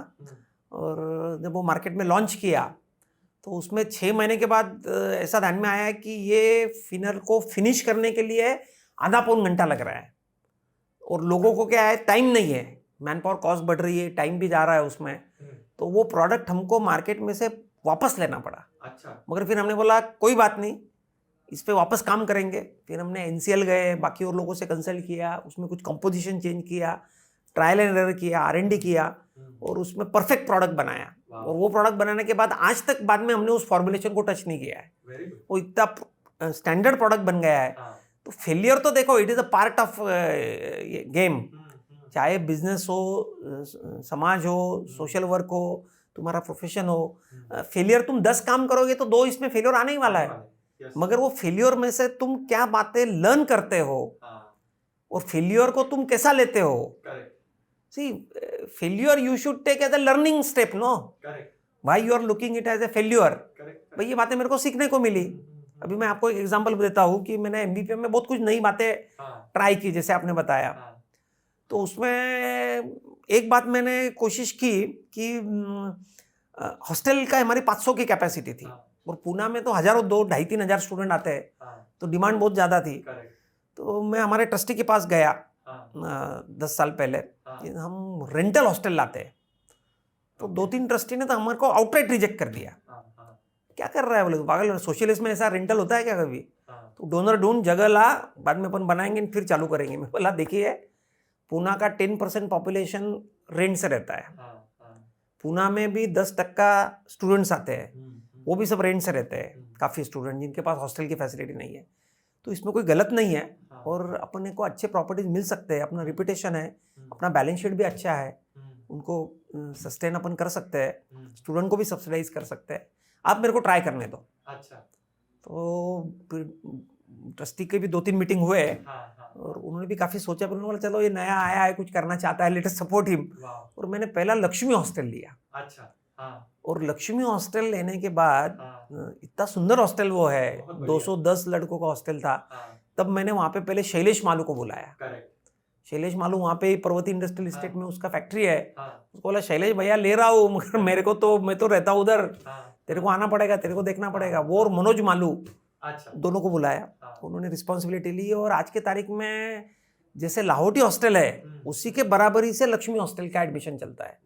इतनी बड़ी 210 की कैपेसिटी है, और वहाँ पे डेफिनेटली चैलेंजेस अलग थे। ट्रस्ट का प्रॉपर्टी था, वो ट्रस्ट के 2 ट्रस्टी हमारे बाजू वाले बिल्डिंग में रहते थे। बच्चे हैं तो रात को हल्ला गुल्ला भी सब होता था। कई बार तो ऐसे मौके आए कि मैंने अक्षरशः सुबह जाके ट्रस्टी के हाथ जोड़े पैर पड़े, और जो बच्चों ने न्यूसेंस किया था उनको बुला के उनको सबके सामने डांटा, कुछ बच्चों को रस्टिकेट भी किया। तो ये सब कुछ चैलेंजेस अलग थे, but ultimately back of the mind ये था कि यदि मैं मेरे लैंडलॉर्ड से रिलेशन थोड़े बिगाड़ूं तो फिर ये 200 बच्चों का क्या होगा। ये सब फैसिलिटीज से मुकर जाएंगे। रहना खाना ये तो ये एक बात है। अपार्ट फ्रॉम दैट ये 1200-1400 बच्चों का जो नेटवर्किंग है, जो बन रहा है, जो आगे चल के एक बहुत बड़ा ग्रुप होने वाला है, एक दूसरे की हेल्प होने वाली है, मैट्रिमोनियल में हेल्प होने वाली है, बिजनेस में हेल्प होने वाली है, प्रोफेशन में हेल्प होने वाली है, सोशल में हेल्प होने वाली है। तो ये सब अपने को करना चाहिए। इसलिए वो बैक ऑफ द माइंड ये था कि नहीं, बच्चों का नेटवर्किंग बढ़ना चाहिए, इनको फैसिलिटी मिलनी चाहिए, घर जैसा खाना मिलना चाहिए, मेंटोरिंग होना चाहिए। तो उस हिसाब से मैंने किया और उन्होंने सपोर्ट किया, तो वो क्लिक हो गया। बहुत अच्छा हुआ। लक्ष्मी हॉस्टल तो अब जबरदस्त तो ये डिमांड है। मतलब ऐसा तो ऐसी बहुत बातें मैंने नई बातें सोची, जैसे द्रोणालय जैसा पार्ट ऑफ दैट कि भाई ये एमबीपीएम को हार्डवेयर टू सॉफ्टवेयर जाना चाहिए। आज दुनिया में एप्पल को हम आईफोन के कारण जानते हैं। एप्पल आईफोन दिखने को एक हार्डवेयर है, मगर आप उसकी एप्पल का पीएनएल देखोगे, बैलेंस शीट देखोगे, तो उनका ज्यादा खर्चा आईओएस यानी सॉफ्टवेयर डेवलप करने में जाता है। करेक्ट। फोन बनाने में तो कम पैसे लगते हैं। हाँ। तो it is a software company. मतलब software is becoming day by day more important than the hardware. तुम हॉस्टल्स बना रहे, स्कूल्स बनाए हुए हैं, कॉलेजेस बना रहे, स्कूल्स है, ये सब है, वो सब हार्डवेयर है। मगर अल्टीमेटली हम हमारे नेक्स्ट जनरेशन को क्या स्किल सेट्स देंगे, उनको ऐसे स्किल्स देना चाहिए, फ्यूचरिस्टिक स्किल्स, कि वो दौड़ में, कंपटीशन का जमाना है और मारवाड़ीज को तो 10x देने का है रिटर्न, सोसाइटी को, बिजनेस को, फ्रेंड्स को। तो ये सब बातें बहुत इंपॉर्टेंट रहती है कि अपने को ये जो अपने स्किल सेट्स है। तो फिर द्रोणालय का डिजाइन किया, फिर अभिजीत काबरा, शैलेश मालू, ये सब लोग उससे जुड़े और बहुत अच्छा प्रोग्राम बना, आप भी उससे जुड़े। और आज 7-8 बैचेस हो गई है, बहुत बढ़िया। साल भर उसकी डिमांड रहती है। हॉस्टल एकोमोडेशन न रहने के कारण अभी वो अप्रैल मई जून में ही कर पाते। निर्मल भी बहुत अच्छा काम उसमें कर रहा है अभी, तो बहुत अच्छा काम हो रहा है। तो बेसिकली हार्डवेयर टू सॉफ्टवेयर का ये जो ट्रांजिशन है, यह इसमें मैं बिलीव करता हूँ, क्योंकि भले आज इंफ्रास्ट्रक्चर तो रेंट पे भी मिलते हैं। इंफ्रास्ट्रक्चर जैसे बांदेर का हॉस्टल हमने लिया, इस एरिया में अच्छा चल रहा है। जो लाहौटी हॉस्टल से पास आउट होते हैं वो वहां पे रहते हैं, वहां से कम 18-20 चार्टर्ड अकाउंटेंट है। हाँ, मेरे दो रिलेटिव रहते हैं अभी। वो सब मिलके स्टार्टअप चालू कर सकते हैं और कल को चल के आई एम श्योर उसमें से यूनिकॉर्न भी बनेगा। Correct, definitely. तो ये सब बातें हैं। तो hardware can be taken on rent also, temporary arrangement can be made, मगर तुम जो स्किल सेट्स दोगे बच्चों को, क्योंकि आई वांट, मेरा सपना है कि विद्या प्रचारक मंडल के हॉस्टल में से जो भी बच्चे बाहर पढ़े, जो कॉलेज में से पढ़े, जो स्कूल्स में से पढ़े, दे शुड बी लीडर्स। वाह। Whether they work in the society, whether they work in the business, whether they work in the family or the profession, they should be leaders. तो मैं ये चाहता हूँ कि हम उनको ऐसे स्किल सेट्स दे, सॉफ्ट स्किल्स दे, एक आगे की देखने की ऐसा एक विजन दे, एक ऐसा नेटवर्किंग का प्लेटफॉर्म दे। जैसे हमारा एमबीपीएम स्कॉलर प्लेटफॉर्म जो है, करेक्ट, 2012 में मैंने एमबीपीएम स्कॉलर की शुरुआत की। तो एमबीपीएम स्कॉलर की शुरुआत करने के बाद अपने माहेश्वरी समाज में जो टैलेंट है, करेक्ट, मतलब IITs, IIM, हॉर्वर्ड्स, IAS, IPS, AIIMS, ये सब इंस्टीट्यूट में अपने बच्चे हैं, करेक्ट। तो इनको सामने लाके जब MBPM scholar, it is the best talent available of our society. और आज के तारीख में गत 12 वर्षों में 155 लोगों का ये जो थिंक टैंक बन चुका है, करेक्ट। लॉन्ग टर्म ऑब्जेक्टिव ये है कि ये जो 155 बच्चे हैं जो अभी कोई बहुत बड़े पोजीशन पर है, बहुत अच्छा काम कर रहे हैं, इनको हम इकट्ठा करके एक थिंक टैंक डेवलप करें कि जो अपने समाज के यूथ को मेंटोर करके काम कर सकता है, थिंक टैंक करके काम कर सकता है। समाज को आगे किस दिशा में काम करना चाहिए वो दिशा देने का काम ये लोग कर सकते हैं, करेक्ट। तो it is just not award ceremony, correct, it is a building a long term think tank for the society. ये 155 लोगों को कनेक्ट करो, इनको बताओ भैया आप क्या कर रहे हो। एक समय एमबीपीएम ने आपके लिए किया है, रिकॉग्नाइज किया है, तो भी समाज के लिए आप क्या कर रहे हो। हर 10 बच्चों को मेंटोर कीजिए। कोई यूनिकॉर्न बनाए तो भैया तू कुछ दे, कुछ हमारे लिए कर, तू तेरा नेटवर्क हमारे लिए यूज कर। कोई IAS बनाए तो एमबीपीएम के कुछ काम फटाफट कराओ। करेक्ट, तो ये सब बातें ये होगा, उसमें ये yes, होगा, डेफिनेटली होगा। हाँ। तो ये सब बातें हैं। तो ये this is again a software power, Dronalaya हो या स्कॉलर प्रोग्राम हो या ये सब बातें जो है, जैसे लैपटॉप डिस्ट्रीब्यूशन हमने चालू किया 4 साल पहले, पुरुषोत्तम जी लोहिया जो है उन्होंने मेरा धाड़स बंधाया। कोविड के बाद जब मैंने सोचा कि अभी अपने समाज में ऑनलाइन के लिए जो बच्चे जाना चाहते हैं उनके लिए लैपटॉप की आवश्यकता है, तो पुरुषोत्तम जी के पास गया, उनको बोला मेरे को 100 लैपटॉप चाहिए। पुरुषोत्तम जी वो बोले दिए। अरे वाह। तो उन्होंने 40-50 लाख के लैपटॉप 1 मिनट में मेरे को दिए, और बाद में हमने पूछे मुड़कर देखा नहीं, और हम बस आगे बढ़ते रहे, और 700 लैपटॉप अभी तक हम डिस्ट्रीब्यूट कर चुके हैं। बहुत बढ़िया। 1 लैपटॉप हाँ, इन रूरल एरिया के हमारे जो स्टूडेंट है उसके जीवन में बहुत बड़ा बदलाव ला सकता है। उसका करियर फास्ट ट्रैक पे जा सकता है। वो कुछ हर दिन 2-3-4 घंटे काम करके 10-20 हज़ार महीने के कमा सकता है, और उसकी एक विजन वाइडर हो सकती है, उसको एक ग्लोबल प्लेटफॉर्म मिल सकता है। तो ये सब बातें हुई। तो ये मुझे लगता है कि सॉफ्ट स्किल्स डेवलप करने के लिए जो जो आवश्यक है उसमें एमबीपीएम जो काम कर रहा है, that is a need of time. और साथ में फिर हमने जो 2-3 नई बातें हमने की, कोलैबोरेशन। देखिए भैया, समाज का काम है, कोई अकेला विद्या प्रचारक के 400 कार्यकर्ताओं ने थोड़ी लिया है। तो सब अपना समाज है, सब काम करेंगे तो कुछ नोटिसेबल बदलाव हम पूरे नेशन पर ला सकते हैं। तो फिर हमने 2 बातें मैंने बहुत अच्छे से की। एक तो हमने सोलापुर में जो स्कूल बनाया, तो वहाँ पे एक बहुत जुना पुराना ट्रस्ट था, मंदिर, लक्ष्मी नारायण मंदिर भगवान ट्रस्ट करके, एक बहुत बड़ा अपने से भी पुराना 100 साल पुराना ट्रस्ट है वो। उनका बहुत अच्छा मंदिर है। सोलापुर के सब लोग सुबह वहाँ पे जाके आशीर्वाद लेके करके फिर काम की शुरुआत करते हैं। तो उनके पास एक 3 एकड़ जगह था, बिल्कुल हार्ट ऑफ द सोलापुर में। तो पापा सेठ बलदवा तब थे, तो वो मेरे को बोलते थे, अतुल जी ये जगह बहुत अच्छी है, अपने को यदि मिल गई ना, बोला चलो अपन जाएंगे, बात करेंगे। फिर पहले मीटिंग में वो ट्रस्टी जो थे, पहले वाले ट्रस्टी मंदिर के, बोले अरे हमारा काम तो मंदिर चलाना है, जो संत वगैरह आते हैं उनकी सेवा करना है। तो तब मैंने उनको समझाया, भैया आपका ना काम मंदिर में सेवा करने का है, ये भी विद्या का मंदिर है, ये सरस्वती देवा का मंदिर है, इसमें आप सपोर्ट कीजिए। को कन्विंस करने में 1-2 साल लग गए। पर बाद में 3 एकड़ जगह जिसका वैल्यूएशन इमेजिन भी नहीं कर सकते इतना है, वो हमने नॉमिनल लीज रेंट पे लिया 60 साल के लिए। और वहाँ पे आज महाराष्ट्र का one of the best school 40 crore की लागत से हम बना रहे, जिसको श्री गोपाल काबरा का, कीर्ति श्री काबरा सीबीएसई विद्यालय का नाम हमने दिया है। और जो हमारी सोलापुर की टीम है, बहुत ही बेहतरीन टीम है। सोलापुर हमारे जो 400 कार्यकर्ता है, सोलापुर के 25 कार्यकर्ता तो बिल्कुल बहुत बढ़िया है। तो वो लोगों इतना काम करते हैं, रोज घंटा 2 घंटा काम, हम भी कुछ काम नहीं करते, इतना काम करते हैं। और we are planning one of the best school in the Solapur.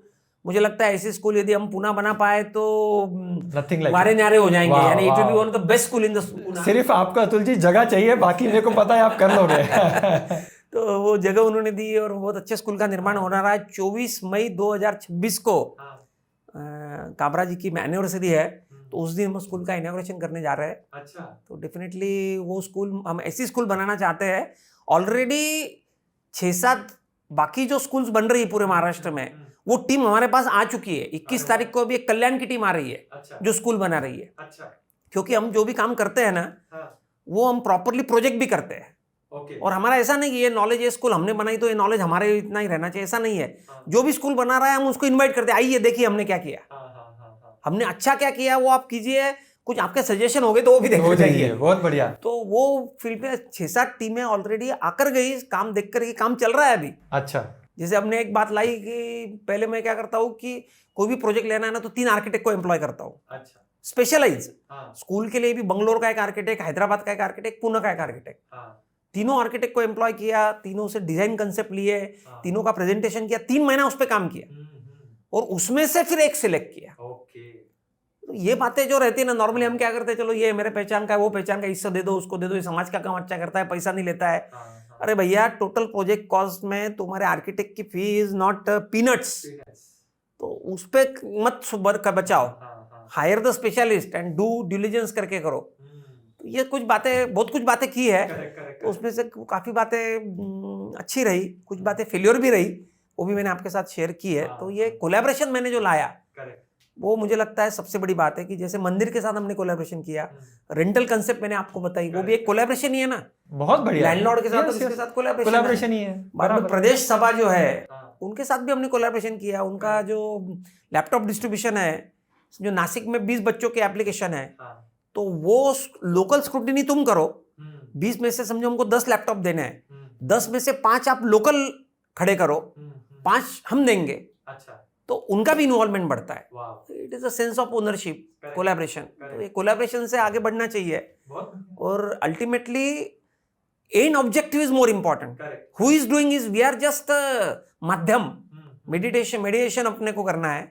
बाकी तो अपना ऑब्जेक्टिव क्या है, अपने माहेश्वरी समाज के बच्चे लीडर्स बने, उनको अच्छे स्किल सेट्स मिले, उनको सभी संसाधनों की प्रॉपर तरीके से पूर्तता हो, उसके पैसे की कमतरता ना पड़े, उसे लैपटॉप चाहिए लैपटॉप मिले, गाइडेंस चाहिए लैपटॉप मिले, द्रोणालय जैसा कोर्स चाहिए वो मिले, हॉस्टल की फैसिलिटी मिले, तो उसमें से वो आगे बढ़े। तो वो इंपॉर्टेंट है, कौन कर रहा है, रेंटल प्रीमाइसेस से कर रहा है या अपने प्रीमाइसेस से कर रहे हैं, क्या किसी संस्था की मदद लेके कर रहे हैं, वो इंपॉर्टेंट नहीं है। एंड ऑब्जेक्टिव इंपॉर्टेंट है, और हमको नाम भी नहीं चाहिए, क्योंकि सोशलिस्ट में तो मैं जानता हूँ कि जो काम करता है उसको अथॉरिटी रहती है, पोस्ट रहे मत रहे वो इमटेरियल है, काम करने वाले को अथॉरिटी रहती है। करेक्ट, तो वैसा ही है, जब तुम काम कर रहे हो तो तुम्हारा नाम होने ही वाला है, सबको साथ में लेके करोगे तो उल्टा वो लोग बोलेंगे और ज्यादा होगा। आज एनबीपीएम का नाम, ये सब बाकी संस्थाएं जो है ये खुद बोलती है कि एनबीपीएम ये अपने समाज की एजुकेशन की एक one of the top most institute है, ये लोग बोलते हैं, अभी अपने को बोलने की जरूरत नहीं है। करेक्ट, ये लोग बोलते हैं, हमारे स्टूडेंट्स बोलते हैं। करेक्ट, तो ये सब बातें हैं। भाव, आपके एक जो स्किल है, लीडरशिप स्किल, स्पेशली ये 400 कार्यकर्ता जैसे आपने साथ में काम कर रहे हैं और दिलो जान से काम कर रहे हैं एमवीपीएम के लिए, तो आप बता पाओगे कि ये जो सोशल एंटरप्रेन्योर्स है, आई थिंक वो भी करना चाहते हैं, लेकिन ये जो पीपल स्किल है, जो आई थिंक आपने पूरा बोला कि आपने शुरुआत से ही पीपल स्किल को इंपॉर्टेंस दिया, लोगों से जाके मिलना, लर्निंग एबिलिटी, आपने एमबीए उसी के लिए किया, एमबीए करते टाइम पे आपने प्रोजेक्ट्स किए, वो स्किल आपने सालों साल होन की, तब जाकर आज आप 400 लोगों के साथ काम कर पा रहे हो। तो आप थोड़ा सा एडवाइस दे पाओगे सोशल एंटरप्रेन्योर्स को कि क्या करना चाहिए और क्या नहीं करना चाहिए? नहीं, देखिए ऐसा है कि मैंने जब 2014 में संस्था की भागदौड़ एज ए अध्यक्ष संभाली, तब नंबर ऑफ कार्यकर्ता हमारे पास सिर्फ 150 थे। करेक्ट। तब मैंने सोचा कि पूना में इतना टैलेंट है, एमपीएफ है, एमआईजी है, महेश बैंक है, प्रगति मंडल है, युवा संगठन है, और काफ़ी लोग काफ़ी काम कर रहे हैं। तो मैं चाहता था कि इसमें के जो टॉप लोग हैं वो एमबीपी में आना चाहिए। तो मैंने उनको बुलाया, उनसे बातचीत की, तब मेरे ध्यान में आया कि अपने को अपने काम करने का तरीका थोड़ा सा बदलना पड़ेगा। क्योंकि यंग जनरेशन जो है उनको वो they are more concern with the results, और एंड रिजल्ट क्या है, क्या सिर्फ मीटिंगें हो रही है। तो मतलब ये बात इंपॉर्टेंट थी। तो फिर मैंने कुछ नए प्रोग्राम भी चालू किए, द्रोणालय में काफ़ी लोगों को जोड़ा, लैपटॉप में काफ़ी लोगों को जोड़ा, स्कूल के प्रोजेक्ट्स में जोड़ा, हॉस्टल्स में जोड़ा, नए हॉस्टल बने, वहाँ लोकल लोगों की कमेटी बनाई, तो सब लोगों को जोड़ते गए, उनको रिस्पॉन्सिबिलिटी दी टोटल। और मेरा पहले से रहता था कि डेलीगेशन, तुमको ये काम दे दिया है तो डे टू डे मैं कुछ नहीं देखूंगा, डे टू डे सब आपको देखना है। जो मेजर पॉलिसी डिसीजन होंगे, मेजर बजट है, नए कार्यकर्ताओं को लेना है, क्या करना कैसे करना, वो हेड ऑफिस से होता था, बाकी सब डे टू डे काम सब वो लोग करते हैं। तो मुझे लगता है वो डेलीगेशन इज़ वेरी इंपॉर्टेंट। और दूसरा मैंने देखा कि रिस्पॉन्स अच्छा क्यों मिलते गया कि आजकल न्यूक्लियर फैमिलीज हो गए। पूना में आप आईटी में जाओगे, इन्फोसिस जाओगे, टीसीएस जाओगे, कैपजेमिनी जाओगे, एक्सेंचर जाओगे, आप तो बानेर में रहते हो, तो यहाँ बहुत सारे राठीज तुमको मिलेंगे, चांडक मिलेंगे, काबरा मिलेंगे, लाहौटी मिलेंगे, सब मिलेंगे। तो अपने काफ़ी लोग पूना में आ रहे हैं। और ये तो क्या मियाँ बीबी है, पेरेंट जाल गाँव की तरफ है, या यहाँ भी आए होंगे तो कोई बहुत बड़ा परिवार नहीं है। इनको कोई अच्छा क्रेडिटेबल सोशल प्लेटफॉर्म की आवश्यकता है। यह गैप मैंने ढूंढी कि इनको यदि हम बुलाए, एमबीपीएम में अपन इन्वॉल्व करें, तो they would definitely would like to give their quality time. वो एक क्वालिटी टाइम देना चाहते हैं। वो जस्ट तुम्हारे बाकी सोशल वर्क का अनफॉर्चुनेटली जो नाम है कि यहाँ टाइम पास होगा, रिजल्ट निकलेगा, क्या डिफरेंसेस रहेंगे, झगड़े हुए, वो सब तो वैसा नहीं भैया। तो तेरी बात रख, जो अपना कंसेंसस होता है उससे आपसे काम करेंगे, तो ओनरशिप ले, तू काम कर, मगर काम करना पड़ेगा। और मैं हमेशा बोलता हूँ कि ये मीटिंग टू मीटिंग जो आने वाला है ना, वो काम नहीं करेंगे, वो जस्ट वो दिखावे के लिए आ रहे हैं। हाँ, हाँ, तुमको रियल में काम करना है तो हाँ। तुम जिस बात की, समझो हॉस्टल चला रहे या द्रोणालय चला रहे, तो उसमें तुम जिस बात का रिस्पॉन्सिबिलिटी लिया है उसके लिए तुम सेपरेटली आओ। घर से भी तुम उसके लिए थोड़े फोन कॉल्स करो, काम करो, लोगों को कनेक्ट करो, मार्केटिंग करो। कुछ लोगों का सोशल की तरफ ज्यादा नजरिया ऐसा रहता है कि चलो हफ्ते में एक दिन मीटिंग है, 1 घंटा चले जाओ और वहाँ पे अपने जाके बैठ जाओ, थोड़ा सा इनपुट दे दो, बातचीत कर लो। मगर सोशल वर्क वैसा नहीं होता है। Ultimately you have to take the ownership, you have to go out of the way. आपको टाइम देना चाहिए और जस्टिफाई करना चाहिए आपका प्रेजेंस। और at the end of the day तुमको भी एक रहना चाहिए कि नहीं, मैंने जो किया ये पहले ऐसा था, मैंने करने के कारण इसमें ऐसा बदलाव आया। तो वो एक सेटिस्फैक्शन लोगों को मिलना चाहिए। और जैसे संस्था बड़ी होगी कार्यकर्ता भी बड़ा होगा। आज मेरा नाम जो लोग जानते हैं या जो ट्रस्टीज का नाम जानते हैं, सबका नाम जानते हैं, क्योंकि संस्था बड़ी है। मैं यदि संस्था के लिए काम करूंगा तो इनडायरेक्टली मेरा भी काम होगा ना, मेरा भी नाम होगा। ठीक है, वो नाम के लिए काम करना नहीं करना वो इंडिविजुअल कॉल है, बट अल्टीमेटली यह बातें बहुत इंपॉर्टेंट है कि संस्था के लिए तुम काम करो, संस्था को बड़ा करो, उसके सब फ्रूट सबको मिलेंगे। डोनर को लगेगा वाह वाह, मैंने जहाँ पे पैसा दिया वो आज इतना बड़ा पेड़ बन चुका है। स्टूडेंट को बनेगा देखो मैं इस संस्था में से सीखा हूँ, आज कहाँ के कहाँ चल गई, आज एडमिशन मिलना मुश्किल है मगर मैंने इसको फोन किया तो इसको एडमिशन मिल रही है। ये बात है। कार्यकर्ता को लगेगा देखो ये ट्रांसफॉर्मेशन जो मैंने लाया ये आज मेरे कारण हुआ है, मैंने खार न खार का हिस्सा मैंने इसमें मेरा डिवोट किया है टाइम, इसलिए आज ये ट्रांसफर। मैंने द्रोणालय चालू किया, मैंने स्कॉलर को सपोर्ट किया, हॉस्टल में सपोर्ट किया, स्कूल में सपोर्ट किया। तो ये सब बातें बहुत इंपॉर्टेंट है और मुझे लगता है कि इसके कारण ही सब लोग जुड़ रहे हैं। और we have got long waiting list of the कार्यकर्ता, टू बी कार्यकर्ता जिसको होना है, काफ़ी लोगों को काम करना है। तो मैं तो ये बोलता हूँ हमारे लोगों को कि भैया काम बढ़ाइए। आज पूना में 1 स्कूल है और 2 स्कूल चालू कीजिए, हॉस्टल बढ़ाइए, सॉफ्ट स्किल जैसे कार्यक्रम बढ़ाइए, स्कॉलर जैसे प्रोग्राम बढ़ाइए, लैपटॉप डिस्ट्रीब्यूशन, डोनर को कनेक्ट कीजिए। डोनर को भी आजकल मैं देखता हूँ donors are also on the lookout of the right place कि कहाँ पे डोनेट करना चाहिए, कि जहाँ पे उनके पैसे का एक एक पैसे का प्रॉपर यूटिलाइज हो, वैल्यू मिले उनको। तो वो बातें भी बहुत इंपॉर्टेंट है। तो इसलिए तुमको, मुझे मालूम है कि कल को मैं 500 करोड़ के प्रोजेक्ट लेके भी जाऊँ समाज के सामने तो अपना फंडिंग हो जाएगा, क्योंकि समाज में दातृत्व की कहाँ भी कमतरता नहीं है। और MVPM जैसी इंस्टीट्यूट जब आगे लेकर जाएगी तो मुझे लगता है कि पैसे आ ही जाएंगे। उतना तो काम हमारा हो चुका है, फाउंडेशन बहुत स्ट्रांग है संस्था का, बैलेंस शीट भी स्ट्रांग है। आज के तारीख में हमारा 10 करोड़ का खुद का सरप्लस, इंटरनल सरप्लस है, खुद का बैलेंस शीट भी है और अच्छे अच्छे लोग जुड़े हुए हैं। 50-100 करोड़ रुपए देने वाले लोग भी मिल जाएंगे। आज 10-10 करोड़ वाले लोग मिल रहे हैं, कल को 50 करोड़ वाले भी मिल जाएंगे। It is you how you approach it.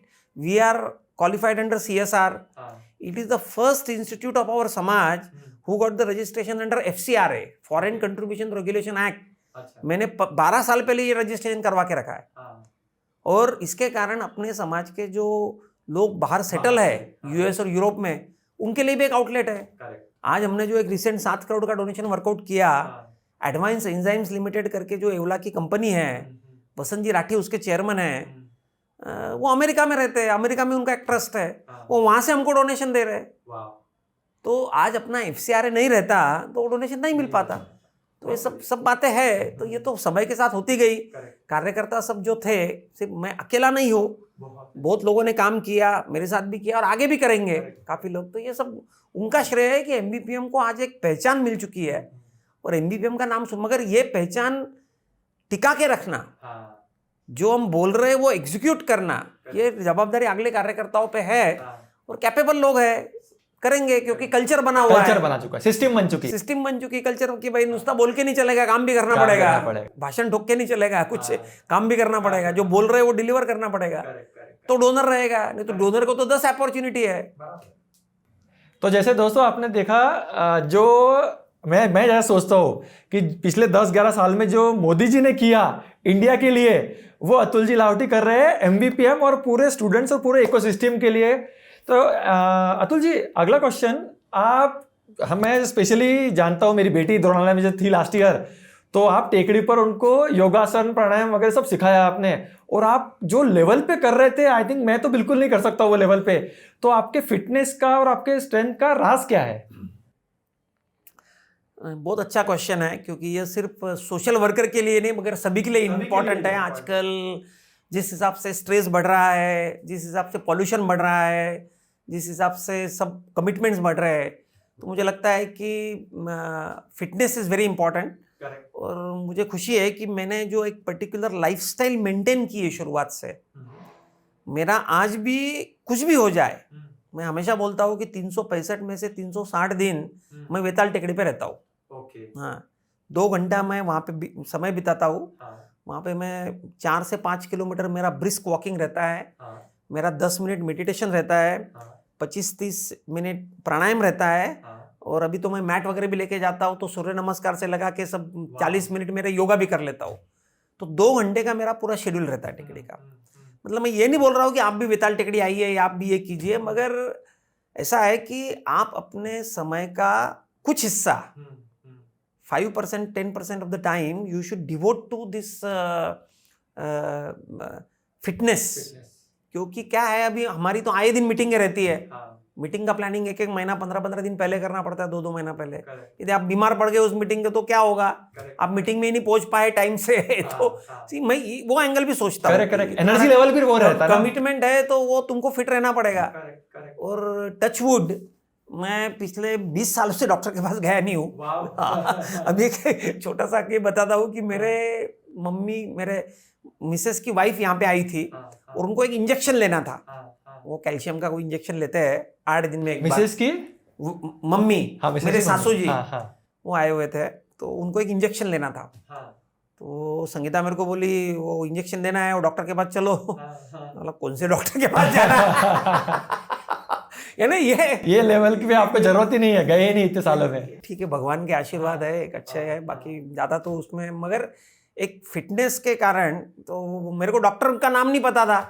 फिर मैं बोला किसके पास जाना, फिर 2-4 लोगों को फोन किया, भैया किधर ये इंजेक्शन देने वाला डॉक्टर किधर मिलता है। तो फिर मतलब क्या है कि तुम्हारी एनर्जी लेवल जो है, और मैं तो सबको कहूँगा कि जिम में भी जाइए, व्यायाम कोई भी प्रकार का वो अच्छा ही है, मगर खुले में कीजिए। आप टेकड़ी पे आइए मेरे साथ। मैं बहुत लोगों को हेल्प भी किया हो कि आपका मैं 1 घंटे का रूटीन बिठा देता हूँ।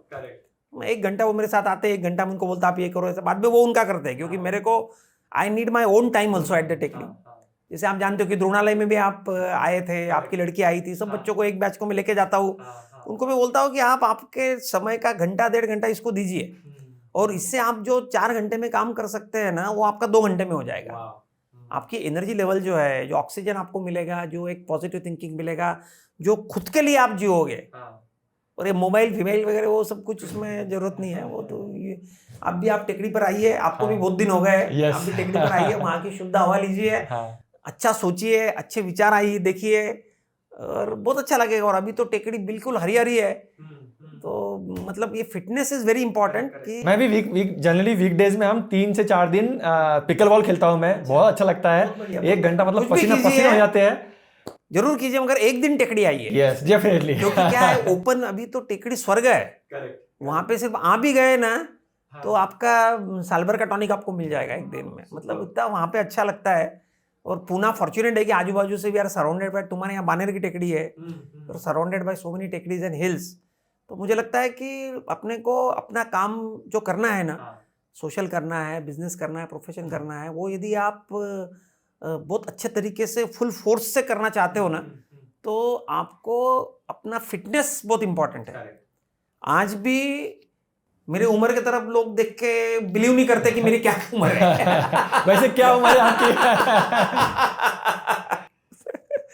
तो मैं वो आप पे छोड़ता हूँ, आप गेस कीजिए मेरी क्या उम्र है। कितना, अराउंड 55? तो मैं 62 रनिंग। 62 रनिंग, वाह। तो ये तो बस मतलब एक अपने ये है, कमिटमेंट है, और फिटनेस के प्रति मेरा। और मैं बाकी बच्चों को भी सबको बोलते रहता हूँ कि द्रोणालय में मैंने पहले बैच से रखा है कि एक बैच टेकड़ी पर, और वो सबसे इंटरेस्टिंग सेशन रहता है बच्चों के लिए, और उसमें से काफी बच्चे बाद में फॉलो भी करते हैं वो। तो फिटनेस पे सबको ध्यान देना ही चाहिए। और इतनी अच्छी बातें इंडिया में, योगा है, प्राणायाम है, तुम पिकल बॉल खेल रहे हो, कोई बैडमिंटन खेलता है, कुछ भी करो, मगर करो करो, exercise और एक करो, दिन कुछ ना तो कुछ भी करो। ओपन में करो। ओपन में करो। क्लोज ठीक है भैया, क्लोज में थोड़ा ऑक्सीजन भी कम रहता है, जरा खुली हवा में आओ, आनंद लो, भगवान ने सब दिया हुआ है, ऑक्सीजन दिए, इतने झाड़ दिए हुए हैं, तो उसका यूटिलाइज करो। भाऊ आपके बच्चे अभी क्या कर रहे हैं करियर में? बहुत फॉर्चुनेट हूँ मैं कि मेरे दोनों बच्चे और संगीता सब अपना अपना पैशन बहुत अच्छे तरीके से फॉलो कर रहे हैं। भाभी ने तो बुक भी लिखी है 2 दिन पहले। बुक भी लिखी है, संगीता ने बुक भी लिखी है, नया सवेरा करके उसका टाइटल है बुक का। महिला एम्पावरमेंट पे वो काम करती है और लिखती भी है, करंट टॉपिक्स पे भी लिखती है कविता के माध्यम से, और जागृति का काम करते रहती है। और मेरे जो बच्चे हैं, मेरा बड़ी लड़की जो है Saloni, she is a chartered accountant, और वो 2-6 साल पहले भी उसकी शादी हो गई। हमारे कंवर साहब मोहित जी जो है वो भी हमारे लाहौटी हॉस्टल के ही थे। अच्छा, अरे वाह, ये बेनिफिट है, जब हॉस्टल के ही मिल गया, इन हाउस मिल गया, देखा परखा। तो वो मिल गए। तो वो भी आईआईटी कानपुर से बाद में उन्होंने एमटेक किया, ओरेकल में बहुत अच्छे पोजीशन पर आज है, और बहुत अच्छा काम कर रहा है। At the end of the day is also very happy कि जो काम कर रहे हैं, जो ब्रेक थ्रू टेक्नोलॉजी में काम कर रहे हैं, तो बहुत अच्छा उनको समाधान है। लड़की भी मेरी सुजलॉन एनर्जी में कंसल्टेंट है। अरे वाह, हाँ, बहुत अच्छा काम है उसका भी, और वो सब बैलेंस करके चलती है। 4 साल का उसका लड़का है वियान, वो उसके साथ भी हम बहुत अच्छा समय बिताते हैं। तो वियान को भी संभालती है, फैमिली को भी संभालती है, जॉब भी करती है, और हमको भी संभालती है। हम भी पुणे में है, तो हमारे पास भी आती जाती है, तो वो भी बहुत अच्छा करती है। मेरा लड़का आकाश जो है वो बहुत एम्बिशियस है। हाँ, बहुत एम्बिशियस है वो। एम्बिशियस रहना भी चाहिए करियर के इस मोड़ पर। He is a 26 year old, वो एम्बिशियस है। तो वो बहुत अच्छा, PwC में उसका आर्टिकलशिप हुआ, बाद में वो सीए हुआ, फिर उसको आईटीसी में जॉब मिला। आईटीसी में भी उसने 4-5 इंटरव्यू क्रैक करने के बाद उसको आईटीसी मिला। It was a moment of pride for him as well as for us also to get into the company like ITC where you learn, meet so many people. बाद में उसको ITC में, वो चेन्नई में था, तो हम उसको बोलते थे, अरे भैया ये चेन्नई क्या जाके बैठा है, जरा बॉम्बे पुणे आ जा, तो हमको भी थोड़ा बहुत पास में रहेगा। और चेन्नई में क्या खाने पीने के भी थोड़ा सा अपने तरीके का मिलता नहीं था। फिर उसने उसके on his own, he has break HUL, Hindustan Unilever में उसको मिला कारपोरेट ऑफिस में। अंधेरी में वो था, 2-3 साल था, तो अंधेरी में HUL में भी उसको, ये तो CEO फैक्ट्री है वो तो इंडिया की, तो बहुत अच्छे, उसका नेटवर्क बहुत अच्छा बढ़ा। उसके नेटवर्क पे कम से कम 6-7 हज़ार लोग होंगे अभी लिंक्डइन पर। तो बहुत अच्छा करता है वो भी। और अभी वो पराग फूड्स में है, वहाँ भी वो डायरेक्टली टॉप मैनेजमेंट के साथ काम करता है, MD और CFO के साथ काम करता है, और बहुत अच्छा काम करता है। तो इज हैप्पी। और उसका भी जो एंगेजमेंट हुआ, दूसरा बेनिफिट है राहुल जी दूध के बेटे के साथ, रमेश जी दूध जो है उनके पोती के साथ, और राहुल दूध के लड़के के साथ, मानसी के साथ बहुत अच्छी लड़की है, वो भी देखी परखी है। वो भी देखी परखी है। RR दूध और मैंने तो 25 साल साथ में काम किया है, रोज हम मिलते थे, अभी भी मिलते हैं। तो ये बिल्कुल नॉन इसमें संबंध हो गया। तो ये सब बातें बाय प्रोडक्ट है, मगर ये बातें बहुत कम लोगों को नसीब मिलती है। मगर मेरा भाग्य है कि MBPM के जुड़े के कारण, या COEP जैसे संस्था है, तो ये लोग जुड़े, और मानसी जैसी लड़की हमको मिली कि वो भी वेल क्वालिफाइड है, बीटेक है, MBA है, MBA इन फाइनेंस ही है मेरे जैसी। तो ये सब परिवार भी बहुत अच्छा है, दूध परिवार। तो ये हमारे लड़की का जो परिवार है वो भी बहुत अच्छा परिवार है, बदादे परिवार है। फैमिली बहुत मिलजुल के रहती है, और एक फैमिली बन के हम लोग रहते हैं। तो ये सब बातें एनर्जी देती है, और हम सही दिशा में चल रहे हैं और सही काम कर रही है, ये जरूरी है।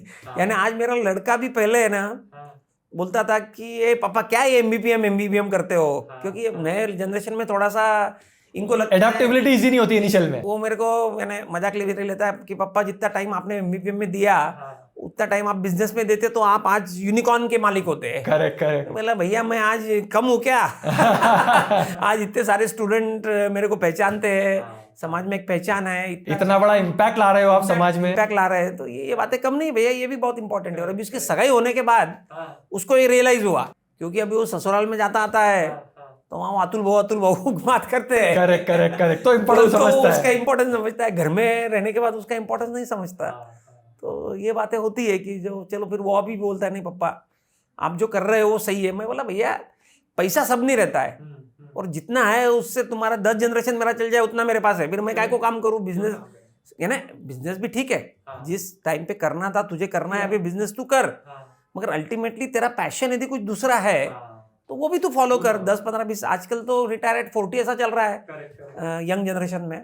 मैं तो 50 साल में हुआ रिटायर, तो तू तो 40 में हो सकता है, तू तो आज ही रिटायर हो सकता है, मगर मेरे से कुछ उम्मीद मत रख। क्योंकि मेरा जो है वो तो अल्टीमेटली तेरे को ही आना है, मगर You have to do it on your own. हाँ, you should stand on your own, that is very important. तो ये सीख भी बच्चों को दी है और सभी को यही बोलता हूँ कि भैया लिगेसी तो है ही तुम्हारे साथ, और खुद का कुछ क्रिएट करो। अपना समाज में एंटरप्रेन्योरशिप, उद्योजकता, इसको भी बढ़ावा देना चाहिए। और अपने माहेश्वरीज में मैं देख रहा हूँ आजकल की उद्योजकता, एंटरप्रेन्योरशिप कम कम होते जा रही है। तो बच्चों को मैं बोलते रहता हूँ कि भैया कुछ करो खुद का, संस्था समाज सब तुम्हारे पीछे है, कुछ करो तो फंडिंग भी मिलेगा, साथ में पार्टनर्स भी मिलेंगे, सक्सेस भी मिलेगा, पहचान मिलेगी, और जो इम्पैक्ट तुम ला सकते हो, the idea which can change the life of the people in the society, that is your real contribution. पैसा कमाना, बैंक बैलेंसेस बढ़ाना, मर्सिडीज में घूमना, वो सब ठीक है, वो तो अपनी जगह है, मगर वो बातें लॉन्ग टर्म में क्या इम्पैक्ट तुम कर पाते हो, वो ज़्यादा मायना रखती है। तो मुझे लगता है कि ये बातें भी बहुत इंपॉर्टेंट है कि आयुष्य में सिर्फ पैसा सब नहीं रहता है।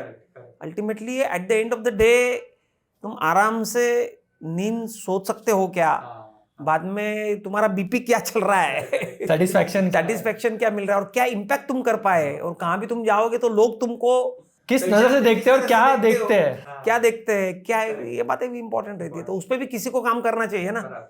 कोई हमारे लिए काम नहीं करता तो लाहौटी हॉस्टल में मैं नहीं आता, मैं काम नहीं करूंगा तो आगे और कितने लोग नहीं आएंगे। It is a chain. आज आप कितने लोगों के लिए आप इंस्पिरेशन हो कि अतुल जी जैसे काम कर रहे हैं तो हमको तो काम करना ही चाहिए। बहुत बढ़िया भाऊ, जैसे आप 30 सालों से स्टूडेंट्स के साथ में कनेक्टेड हो, तो आप 2-3 चीज बोल पाएंगे जो यंग बच्चे कॉलेज में हैं, तो कॉलेज के टाइम पे जैसे आपने नेटवर्किंग पे फोकस किया, लर्निंग पे फोकस किया, सिर्फ डिग्री नहीं, तो बच्चों ने क्या करना चाहिए 3 चीज? नहीं, अच्छा है, मैं काफ़ी सालों से बच्चों के साथ इंटरेक्ट करते रहता हूँ। जैसे पहले एनबीपीएम में था, अभी सीओईपी में भी मैं थोड़ा एक्टिव हूँ। तो बेसिकली मुझे लगता है, जैसे आपने पूछा 3 बातें कौन सी मोस्ट इंपॉर्टेंट है, मुझे लगता है कि आजकल के युवाओं के सामने एस्पायरेशन है, कैपेबिलिटी है, इंटेलिजेंस है, मगर क्या है 10 बातें सामने है। मतलब सोशल मीडिया में भी है, फ्रेंड सर्कल भी है, और नई नई टेक्नोलॉजीज भी आ रही है, एआई है, एमएल है, सब बातें, और things are changing very fast. तो मुझे लगता है कि फोकस इज वेरी इंपॉर्टेंट। मुझे लगता है, मैं देख रहा था आपके यहाँ भी, the only super power you need is the focus. जो काम करना है, कहाँ पहुँचना है तुम्हें, ये पहले तय कर लो कि मेरे को 5 साल के बाद, 10 साल के बाद मेरा ये बिजनेस चाहिए, मुझे यहाँ पहुँचना है, मुझे ऐसा काम करना है, और बस उस दिशा में चलते जाओ, फोकसली काम करो। That is number 1। Number 2, whatever you do, you should always look at कि क्या इसमें आउट ऑफ बॉक्स थिंकिंग आप ला रहे हो। तुम जो लोग, बाकी लोग भी कर रहे हैं, वो भी तुम करने वाले होगे ना, तो तुम्हारे स्टार्टअप में कोई फंडिंग नहीं करेगा, कोई आएगा भी नहीं। You should try to solve the problem in the society. That is very important कि भाई आप आपके सोच से, आपके विचारों से, आपके प्रयासों से what exactly value addition you are going to do. अभी ये बात इस तरीके से हो रही, मगर मैं इस तरीके से करना चाहता हूँ, और इसमें ये बेनिफिट होगा टोटल इकोसिस्टम का। तो मुझे लगता है दूसरी बात ये है कि आउट ऑफ बॉक्स इनोवेशन जो आपने किया था आपकी कंपनी, हाँ, वो करना चाहिए ना, नहीं तो फिर आपकी पहचान कैसे बनेगी, और आपको कम पीरियड में सक्सेस अचीव करना है, तो वो है। और तीसरी बात मुझे लगता है कि बैलेंस ऑफ लाइफ।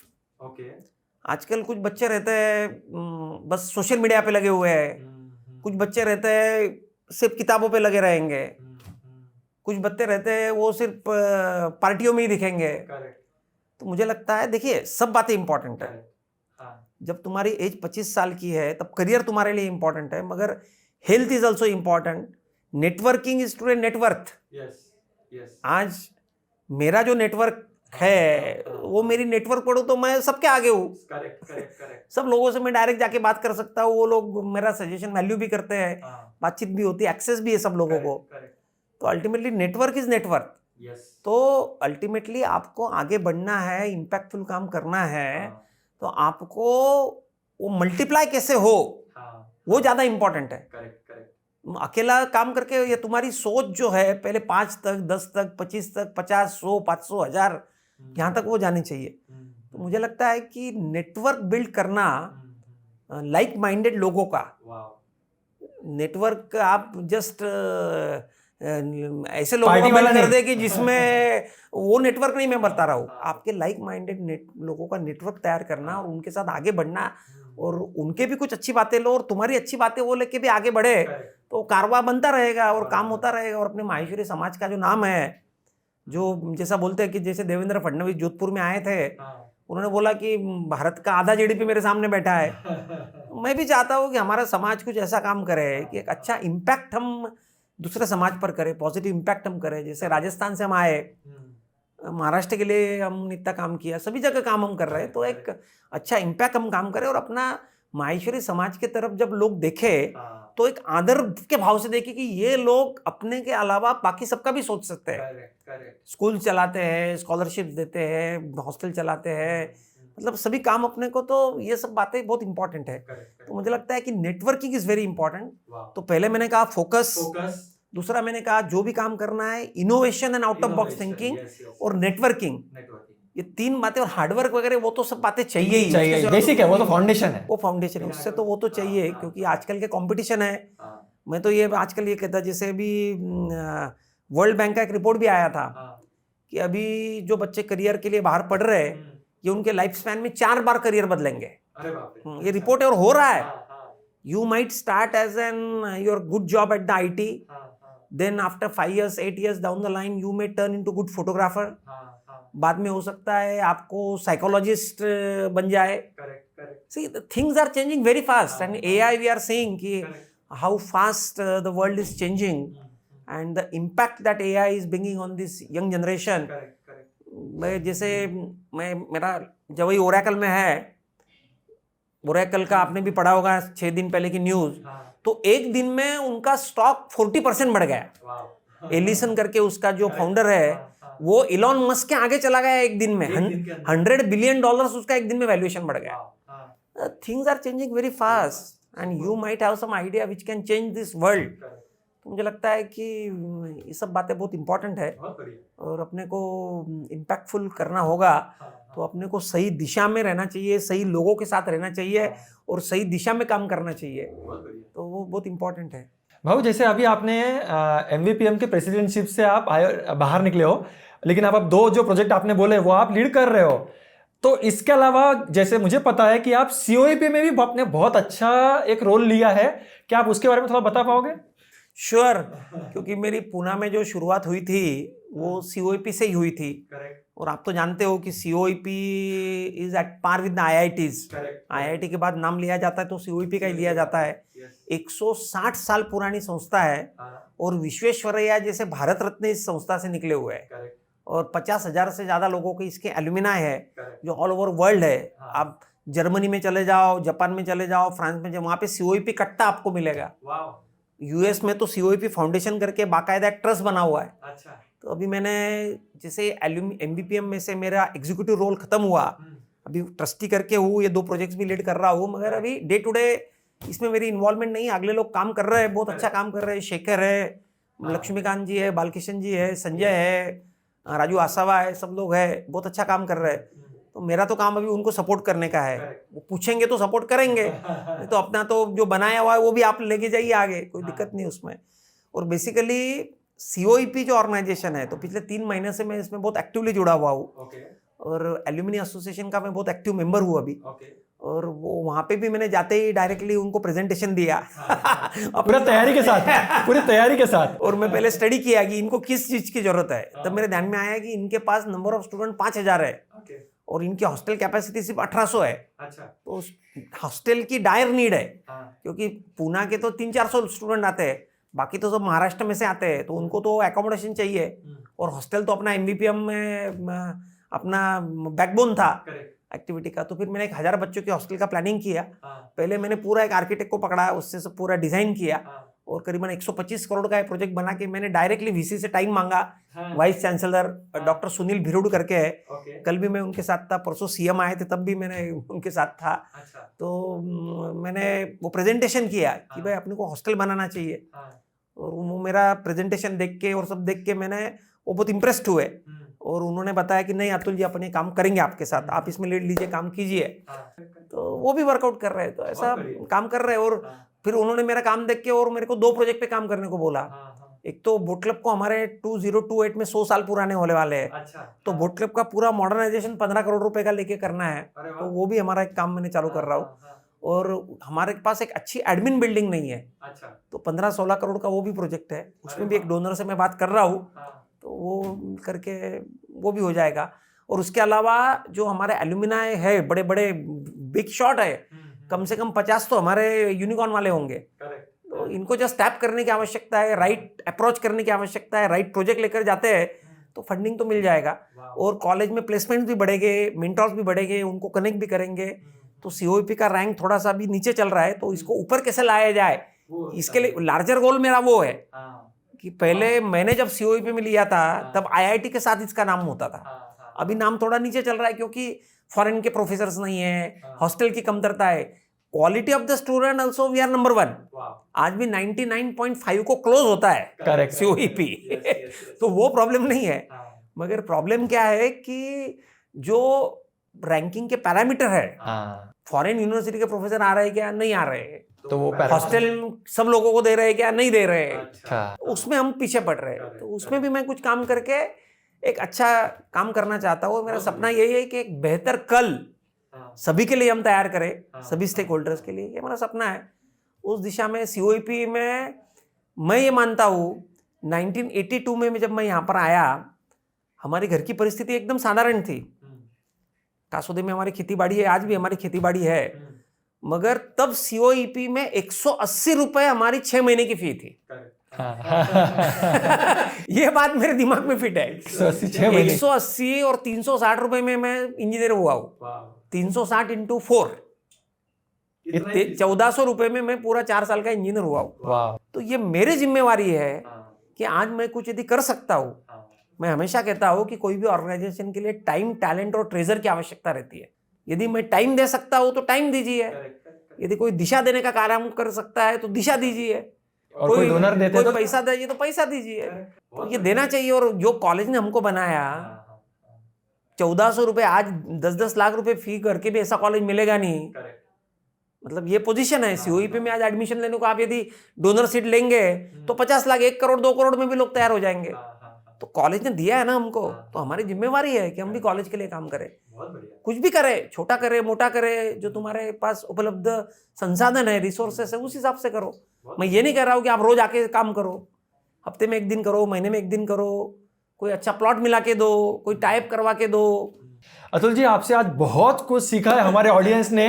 सच में सोशल में आपने जो स्टैंडर्ड सेट किए हैं, दैट इज सुपर्ब स्टैंडर्ड। और कितने सारे लोग आपको देखकर, मैं जानता हूं कितने सारे लोग आपको देखकर जुड़ते हैं कि अतुल जी ने बोला है तो जुड़ना ही पड़ेगा भाई। वो इतना करते हैं, अपन थोड़ा तो करें समाज के लिए।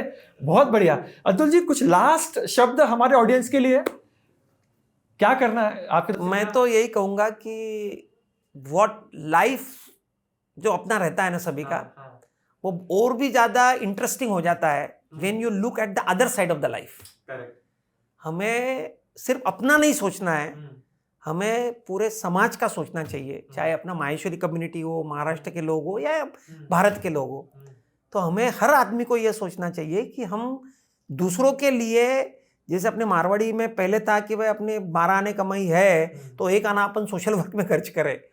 तो हम हमारा समय जो है, हमारा समय दीजिए, दूसरे समाज के लिए दीजिए, कोई भी अच्छे कंस्ट्रक्टिव काम के लिए दीजिए, और फिर आप आनंद देखिए कि आपको आपका जो यूरोप का वेकेशन नहीं दे सकता है ना, वो ये दे सकता है। वाह, सुपर। तो मुझे लगता है कि वो सबसे बड़ी बात है कि हम, हमारे में जो टैलेंट है, माहेश्वरी समाज में टैलेंट कूट कूट के भरा हुआ है, तो हमारे टैलेंट का यूटिलाइजेशन हम कुछ समय दूसरों के लिए, समाज के लिए करें तो समाज के लिए करें। तो इसके ऊपर एक रिसर्च भी हुई थी ना कि maximum 70 to 80% happiness comes from doing something for others, दूसरे को। और मैं ये भी कहना चाहूंगा कि भले आप मर्सिडीज में घूम रहे हो भैया, मगर यूनिवर्सिटी चौक में आपको वो ठेले वाले के स्पीड से ही चलना पड़ेगा। तो इसलिए वो ठेले वाले को भी आप आगे बढ़ाइए, वाह, तो आपका स्पीड बढ़ेगा। यानी आपके जो संसाधन है उसका सही तरीके से आप उपभोग ले सकते हो जब आप काफी लोगों को एक मिनिमम स्टैंडर्ड पे लाओगे। क्योंकि आज भी हम देखते हैं कि बहुत प्रॉब्लम्स है, इनकम डिस्पैरिटी बहुत है, तो हमको काम करना चाहिए, तो ही हमारे जो संसाधन है उसका यूटिलाइज हम भी कर सकते हैं। जैसे मैंने मर्सिडीज का उदाहरण दिया, मर्सिडीज में आप कर रहे हो, मगर आप यूनिवर्सिटी चौक में आपको वो उसके पीछे चलना पड़ेगा, ठेले वाले के पीछे। तो ये बात बहुत इंपॉर्टेंट है, आप खुद के लिए तो कर ही रहे हो, कुछ अपना समय देकर एक अच्छा इम्पैक्ट दूसरे लोगों पर भी आए, ऐसा काम आप कीजिए। बहुत बढ़िया, यह मेरा संदेश है। बहुत बढ़िया अतुल जी, आपके साथ आज बात करके बहुत पॉजिटिव फीलिंग आ रही है। आई एम श्योर आपने जो MVPM के लिए और पूरे समाज के लिए किया है, और आप जो फ्यूचर में COEP और बाकी संस्थानों के लिए करने वाले हो, उससे तो आई थिंक डेफिनेटली बहुत कुछ चेंज होने वाला है। थैंक्स अ लॉट आज हमारे पॉडकास्ट पे आकर हमारे ऑडियंस के लाइफ में इतनी वैल्यू ऐड करने के लिए। सच में जो भी यंग बच्चे और बड़े लोग ये पॉडकास्ट देखेंगे, अगर आपकी कुछ जो टिप्स है अगर लोगों ने इंप्लीमेंट की, तो literally the world can change. Thanks a lot Atul ji. Thank you very much Dinesh for this wonderful opportunity. Thank you